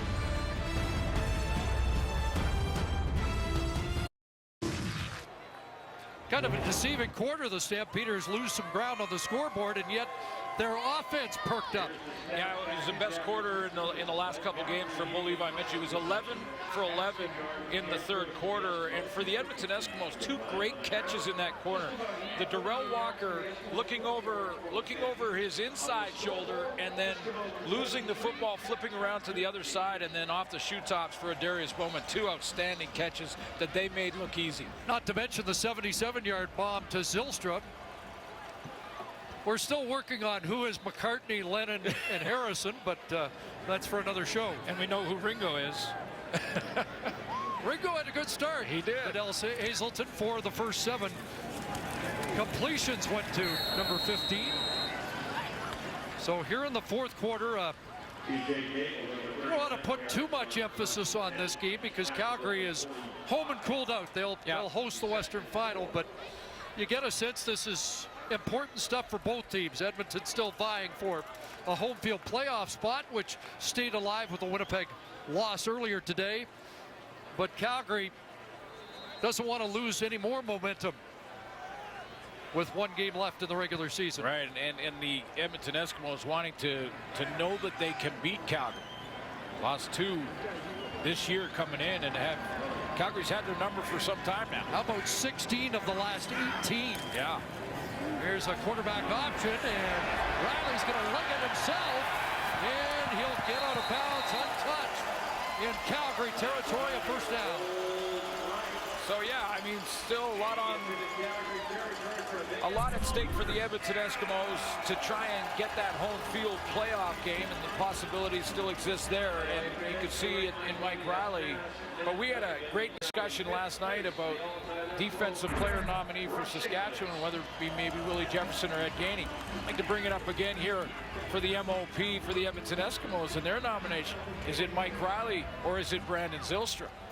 It's interesting with Zylstra having such a terrific receiving year, but when they're winning, number 13 looks like the guy that is most important on this team, and they're starting to win again. Yeah, I agree. It's been just a tremendous breakout year for Zylstra, and has emerged as a superstar in the league. So it wouldn't be a bad choice, but you know, this is Mike Riley, over 5,000 passing yards again. You know, he went to Bowman and Darrell Walker for the 100-yard games in the win last week against the BC Lions, come from behind win. So you know, we've seen receivers in the league not get the nod that had over 2,000 yards receiving. Yeah, the Allen Pitts losing to Doug Flutie on a year that that was controversial. We got a flag where there are 13 men in the huddle. Penalty, second down. Riley with 3 touchdowns tonight. Well, the other one, and I pointed it out last week in the BC game, but it's the little things that Mike Riley does, and that leadership. Because even as small as when he went off at halftime, he ran all the way to the locker room, and then when he came back out of the halftime tunnel, out of the locker room, he ran all the way back to the field. That may seem like a nothing thing, but it isn't.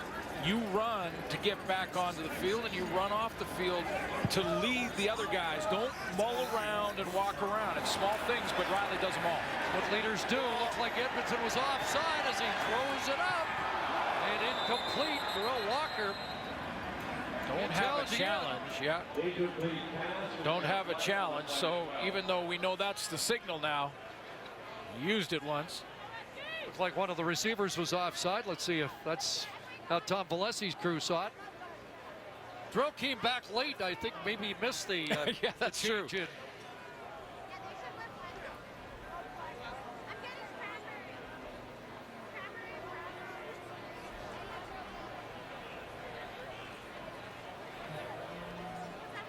What was it? Calgary offside. One of the Eskimos receivers was ahead of Procedure, Edmonton, offside, Calgary. Those penalties will offset. Replay second down.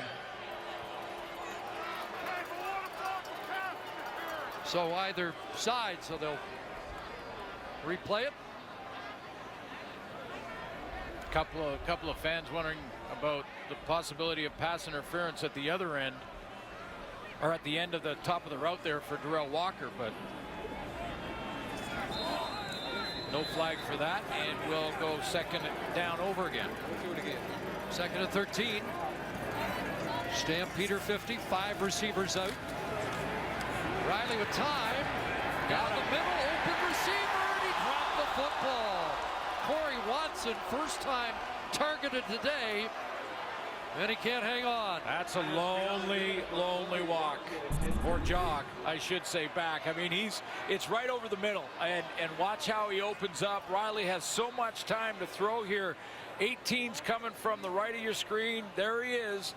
X marks the spot. He's got lots of time to think about it. Riley hits him right in the chest between the 1 and the 8, and it goes through the bottom of the bucket. Now he's got to jog all by himself. Think about that one all the way to the sideline. So Delacaye spun off the first contact, but not going very far as he's gang tackled inside the 15-yard line. Well, will that drop cost the Eskimos? They lead by 10, but what should have been an easy catch in the red zone is incomplete.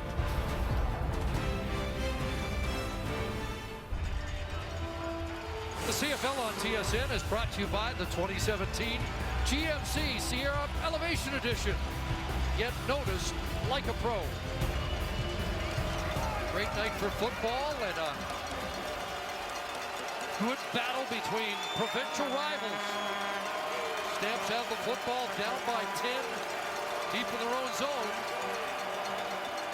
Here's Mitchell over the middle, got another completion.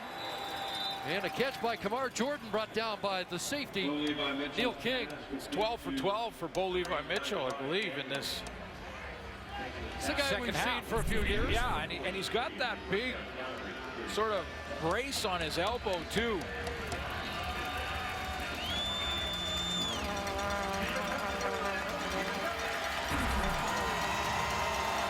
For Calgary fans, this is a good sign. He is getting back on track.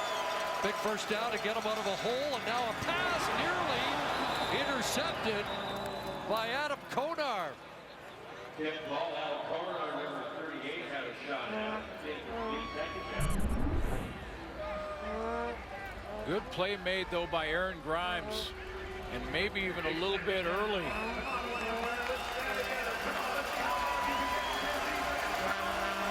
First down play, though. I don't think you're going to see a challenge from Dickinson. There's been an interception on the play, I think. Yeah. Kamar Jordan, the intended target. So that ends the Mitchell string of completions. Second and 10. He steps up and now throws it incomplete. Jordan trying to stretch out, but unable to make the catch. The primary target here was jammed up by Grimes again. Grimes in the short side is going to step up and take away Bo Levi Mitchell's #1 target.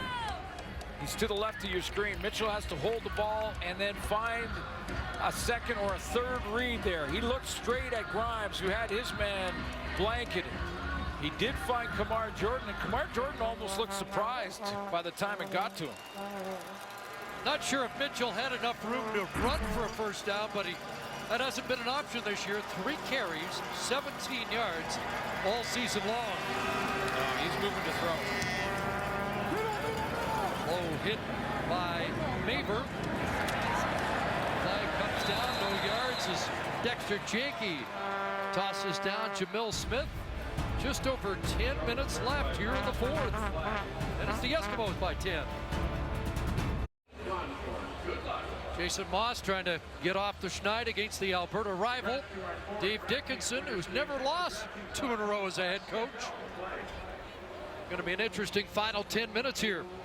Calgary Stampeders haven't lost back-to-back games going back to 2012.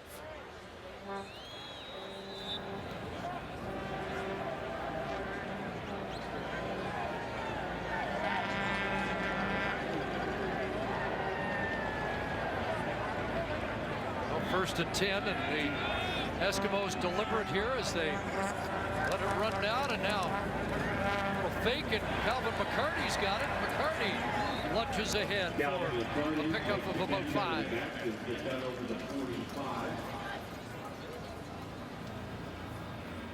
Yeah, take a look. You know, when you think about if you were going to seed teams going into the playoffs, who's the favorite going in? You still, no matter what the outcome of this game, I think you still got to give that to Calgary. But I don't think they're anywhere near as heavy favorites as they were a year ago. 15-win team going into the Grey Cup against Ottawa. Heavy favorites. Well, the last 2 weeks, I'm not so sure they'll be favored, but not by much. 2nd down, Riley throws that incomplete. The flag comes down, and Jamar Wall up in arms.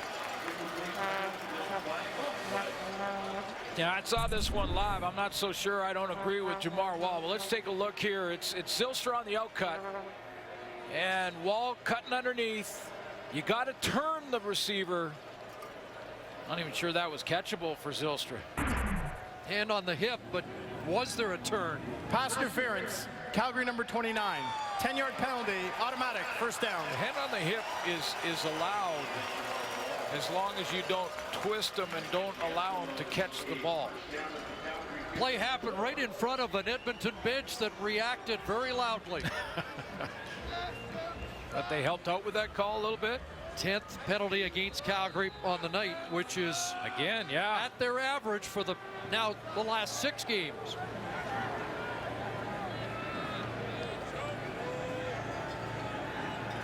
Fresh set of downs at the Stamp 54. Abel off the right side down to the 51 for 3. And it's Singleton with another tackle. And by the way, Alex Singleton has set the Stampeder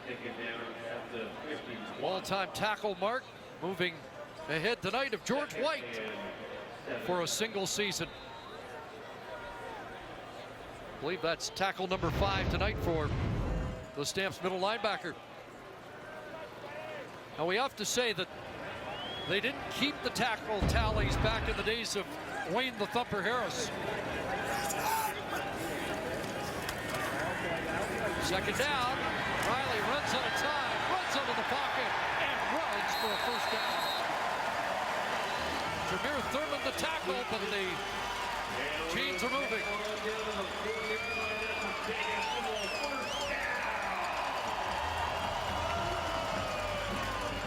Got some blocks up front. Double team on Micah Johnson. Micah Johnson is the tackle that has been pretty quiet tonight, and that's saying something because he's had a great season, but he gets double teamed in the middle, opening up a bit of a running lane. Singleton has a shot at him. He's blocked up, and away goes Riley. 5 carries, 33 for Riley tonight. 2nd in rushing among quarterbacks behind only Jeremiah Masoli. He'll swing it out with the plates on. Here's Bowman. And Bowman's got another 1st down.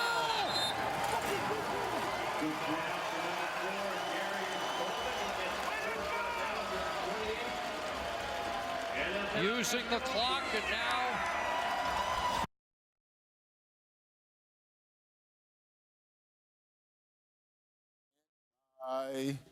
there's 2, and Bowman is number 3. And take a look as they chew up the clock with the lead.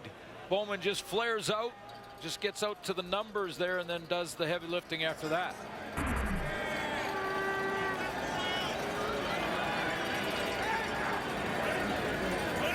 Fifth catch for Bowman, and Riley now at 270 passing yards. And here's Gable, little bounce.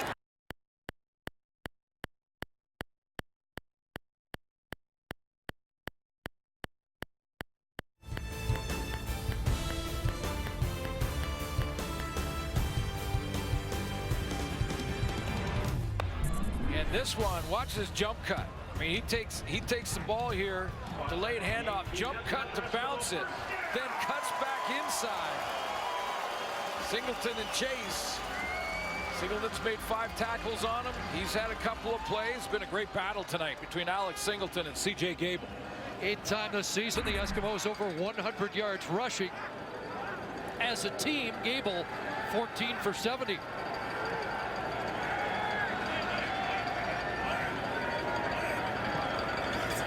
Now down under 6 minutes left. Quarterback read option. Riley still going. Down to the 6.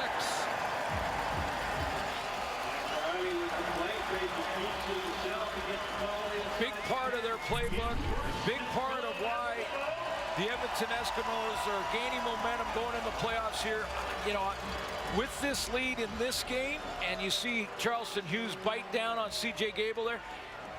I'm not sure I want Mike Riley running the ball too many times as this game winds down, but it's going to be a big part of their play package going into the playoffs. You're going to tell him he can't run? Yeah, exactly. Go ahead and try.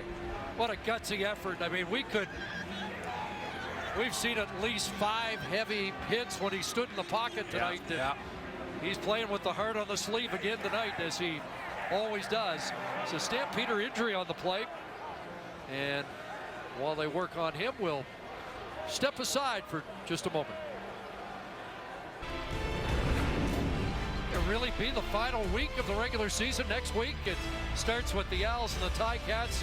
A critical game between the Bombers and Calgary. And then on Saturday, another doubleheader. Huge game, Eskimos and the Rough Riders. Argos BC. And that is huge for the Argos to finish first in the East. Brandon Smith has to go out for at least 3 plays. Tunde Adeleke will come in for him.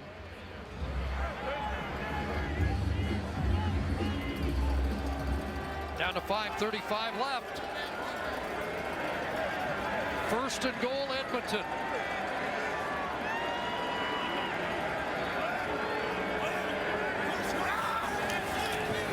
Big to Gable. Anybody open? Riley in trouble, and he threw it away. Good pressure. Good pressure for a couple of reasons. The D-line, the front 7 for Calgary, they take away the run lane, so the play action really irrelevant, and then quickly up the field so that Mike Riley doesn't have time to find a target. Again, no Jagarrett Davis, the Calgary defensive line in this game tonight. That's a big hole to fill.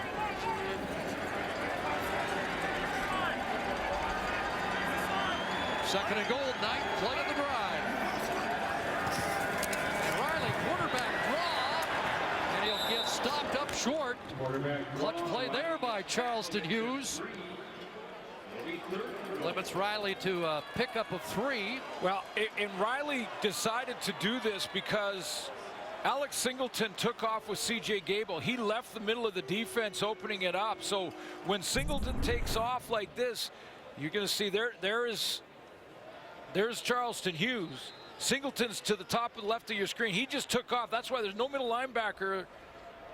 Mike Riley wanted to make that decision, but Charleston Hughes closed it down quickly. Seen some teams in recent weeks go for it in this situation. Jason Moss wants a 13-point lead. And he's got it, although the whistles have sounded. Time count violation. Edmonton number 9. 5-yard penalty. Repeat 3rd down. Well, now he's taking the points for sure. The 3. No doubt. I would have been tempted. Yeah, no, I hear you, because, you know, you're still at two scores. You do force Calgary to need 2 touchdowns to win in this situation. Yeah, 2 touchdowns, 2. But you are up by 2 scores. If you get a touchdown, you make it a 3-score game, and if you don't, you leave Calgary with a long field. But Moss has forgotten more than I know about the game, and he'll prefer the 13-point lead. No, but we've seen it. We've seen coaches make that decision, and there are analytics that'll suggest that it's the best thing to do, because that long field the chances and the odds of the Calgary Stampeders driving the entire field and scoring are so high from inside their own 5-yard line that it's almost worth it to use all 3 downs. There are some analytics that suggest that's the right decision. We've seen coaches do that. Yeah, Mark Trestman's done it a few times in recent weeks. And you could tell that Moss was not happy with the 3 points, even though he opted that way. But they're in a good spot, and can Bo Levi Mitchell change that in the final 4 minutes? Remember, Edmonton was down 16 with 4.5 to go last week and won. Pressure on, and that pass low in the turf at the feet of Messam with the heat on Mitchell. Armando Sewell, for a guy that's 6'4", 288, he's got great lateral movement too. Not just a great strength to move up the field, but he was on a stunt there.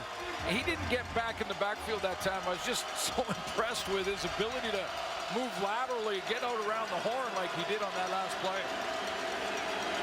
Well, under 50% on second down conversions tonight. That one is caught, but short of the first down on a quick close by Grimes after the catch by Kamar Jordan. So third down, and the Stamps are staying out there. No decision at all there. I mean, there was no hesitation from Dave Dickinson. He was 2.5. He was leaving the O out there, looking at the clock that's running, saying, no, this is our chance right now. Timeout, Calgary. Now he wants to think about it again.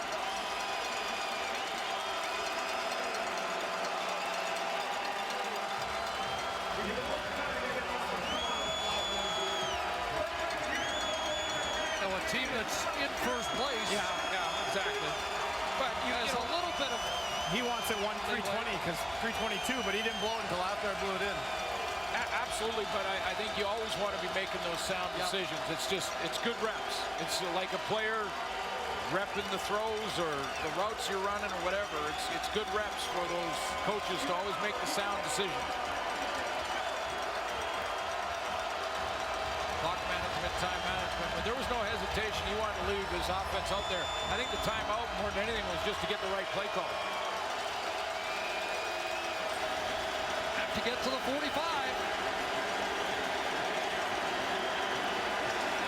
The Eskimos, pass is caught, and they've got a fresh set of downs in Edmonton territory on the catch by Kamar Jordan. 5th catch by Jordan, and 15 on the play. Crossing route, working on the best defensive back for the Esks tonight, Aaron Grimes. Turn him around. Mitchell backpedals, throws, complete. He's got Daniels down at the 17-yard line, and again Grimes with the tackle, but just like that, the Stampeders are in business as we hit the 3-minute warning. They survive a 3rd and 2.5 gamble, and now Daniels has them in scoring position.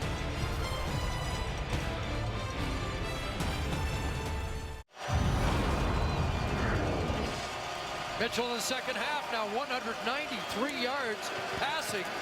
He has more passing yards in the game now than Mike Riley. Yeah, just 92 yards in the first half, but has been on fire. And for Calgary fans, that's a great sign. Bo Levi Mitchell is back on target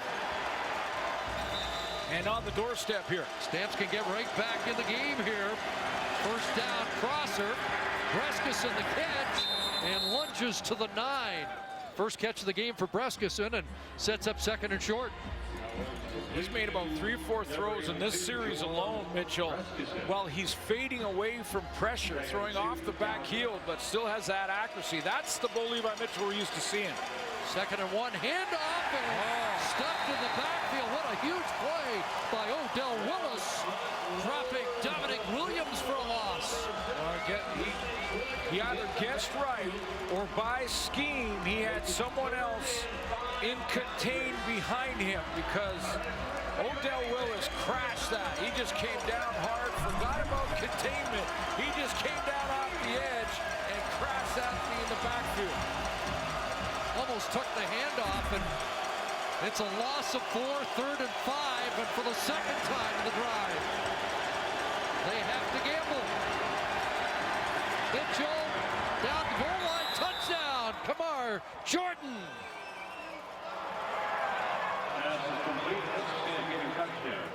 Kamar, and with 2 minutes left, they're right back in it. Yeah, Kamar Jordan, a little move out to the outside and then back into the middle, and Bo Levi Mitchell need a little extra time here.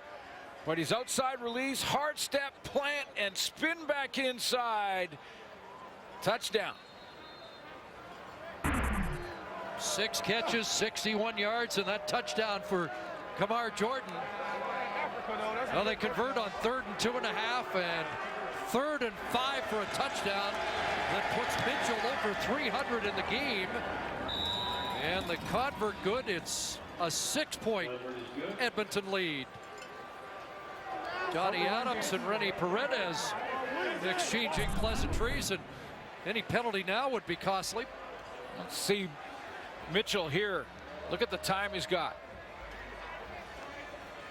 Waited for Kamar Jordan to take that outside release, spin back inside, almost like a bang route where you hit it like you're going on the corner or to the out and then back into the middle. Mitchell's been throwing off that back heel, but he's got a monster second half going.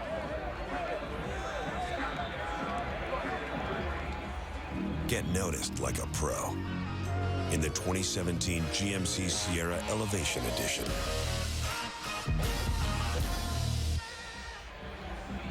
Seven plays, 75 yards, and Jordan's 6th touchdown receiving this year, 7th overall. And Mike Riley's got 2 minutes to kill or to make it a 2-score game once again. Is there going to be an onside kick? Does Dave Dickinson think 2 minutes is enough to kick away? Well, I think the way Mike Riley's played in this second half, and C.J. Gable, he might just try the onside right now. Yep. The danger is if you're not successful, you pretty well put the Eskimos in scoring range, but it looks like they are going to the hands team, and it's Rob Maver skying it. It'll be brought down and fielded cleanly there by Corey Watson, or Fidel Hazelton, excuse me. Yeah, just that kick just a little bit deep. Didn't give his cover guys a chance to get involved. Hazelton had lots of time. It's a tough one. It's a tough kick. You got to be precise. Got to go past 10. That one went 20 or 19. And that's just too far for Singleton and Breskison to get there. Yeah, take 5 less off that, then they might have got their hands on the football. So the Eskimos need a couple of first downs to work the clock or to get into scoring range. Stamps look for a stop. Gable, that little stutter step, and he found room, and he's got a first down. And down to the 44, getting close to field goal range. And Mike Riley right over there to pick up his tailbacks in. That's what we need right here. Need to grind down this 2 minutes. Timeout, Calgary. And watch Riley chasing him here. He's watching. He sees a great cutback. He sees the new set of downs, and that means he's going to be able to kill another 40 seconds or so. And Riley's right over there saying, "Nice job." Dave Dickinson uses the timeout, freezes the clock. After that was a 9-second play. By the way, Chris, just Bo Levi Mitchell's second half, 17 of 20. And I'm thinking big picture here for Calgary fans. 17 of 20, 215 yards, and 2 touchdowns in the second half. So Bo's being Bo? Yeah, Bo's being Bo, and Bo's back on track offensively in the second half. Gable, by the way, up to 83 yards as he looks for his 4th consecutive 100-yard rushing game. He'll get it again here.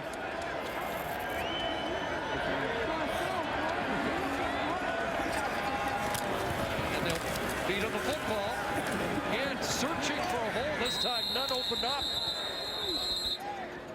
Micah Johnson filled the hole and turned him back.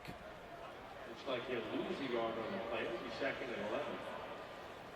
Interesting play call here. It's a 2nd and 10. There's still time for Calgary if they get the ball, get the stop right now. How aggressive will Mike Riley be on this play call?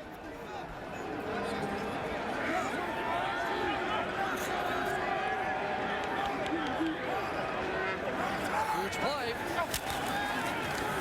Need 11. Over the middle. They've got it. Brandon Zylstra. Well, aggressive as you can be, really. I mean, it's aggressive just to throw it because you could run it here, and if you don't get it, you kick the ball, you make Bo Levi Mitchell go the whole field in probably around a minute. This is an aggressive play call because, first of all, it's over the middle. Lots of traffic over the middle. Lots of things can happen. You throw the ball, get intercepted, you're in big trouble. Aggressive play call, and it pays off. 10th 100-yard game for Zylstra this season. 3 for 101. Of course, the big play, the 77-yarder. They can go back on the ground now and chew it up. Gable dropped at the 31. Jamar Wall moved up. Sometimes C.J. Gable makes cuts that tackles himself. They're so sharp. In Calgary can't stop the clock, so they'll be able to run it down to about 20 seconds left as long as they don't turn it over. The only knock on Gable in his career has just been injuries. It's just been unlucky with injuries at times, but boy, he's a top-notch back.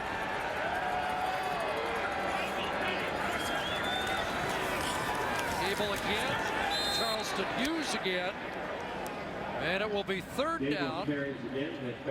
Field goal unit coming out.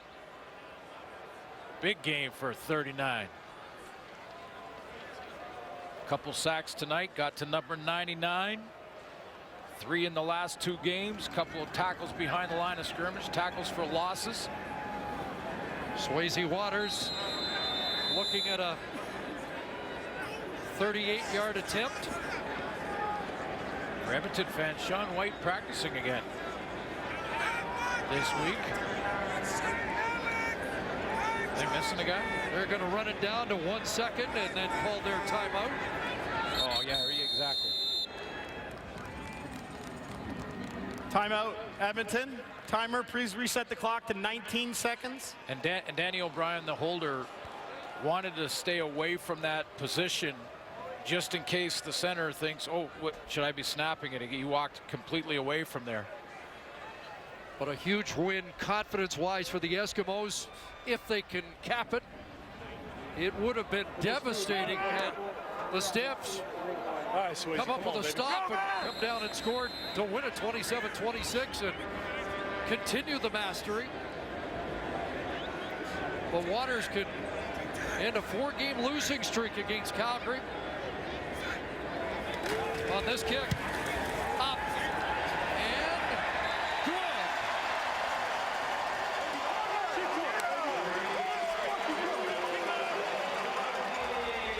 Still a chance the Eskimos can host a playoff game. Time now for the Nissan Titan Player of the Game, brought to you by the Nissan Titan, official vehicle of the CFL. Hey, C.J. Gable had a good game. Brandon Zylstra, big touchdown. Couple of huge catches. One from Darius Bowman, one from Darrell Walker. But the guy that was taking the hits and the pounding and throwing the ball to all of those players I just mentioned, Mike Riley. Riley's going to finish tonight just under 300 yards. He's our player of the game. Outstanding. Leads the league in pass yardage and now with 30 touchdown passes on the season. Eskimos will move to 11-6. They need to finish with more points than Winnipeg after losing both games to the Bombers. I know it wasn't my guy, but I couldn't. No, I know, because you were coming from this side. That was Charleston. They can still finish 4th if they lose in Saskatchewan next week. That's going to be a heck of a football game. We'll see Winnipeg in Calgary. And Dave Dickinson's not going to want to hit into the playoffs on a 3-game losing streak. No, he's not. And a couple of things he's got to clean up. I mean, the good news for Calgary is their offense back on track. That's the good news. They get Garrett Davis. There's a couple of players. Markway McDaniel probably could have played tonight, I'm hearing. See about Markin Michelle. He's got a hamstring, maybe available for the playoffs. Dominic Williams. But Dave Dickinson, Chris, he's got to clean up these penalties. And this is something that they were so disciplined through their win streak, and now losing a couple in a row, which hasn't happened since 2012. Penalties reared their ugly heads again here. Let's just think about that. They went 103 games without losing back-to-back. That is extraordinary. Almost double the next best CFL total ever. But in the last 2 weeks, looked like mere mortals in a lot of ways. Andrew Buckley to finish, and he throws a completion out in midfield for Daniels, and there'll be one more play. As far as Daniels, by the way, 8 catches and well over 100 yards in the game, 127. Say that they may get Roy Finch back for the playoffs too. I know you mentioned that off the top of the show, Chris, and that would be a spark plug. That's instant field position. Stamps will fall to 13-3-1 if that's falling. Williams with a hard run to end the football game, but the Edmonton Eskimos have now won 4 straight, 11-6, and still with a shot at that home playoff. Corey Watts is still talking about his one drop at the end of a good win for Edmonton, the first win for Jason Moss against the Calgary Stampeders. Stamps win the Battle of Alberta regular season 2-1. Will there be a Battle of Alberta postseason? And our doubleheader to close out the regular season starts next Friday with the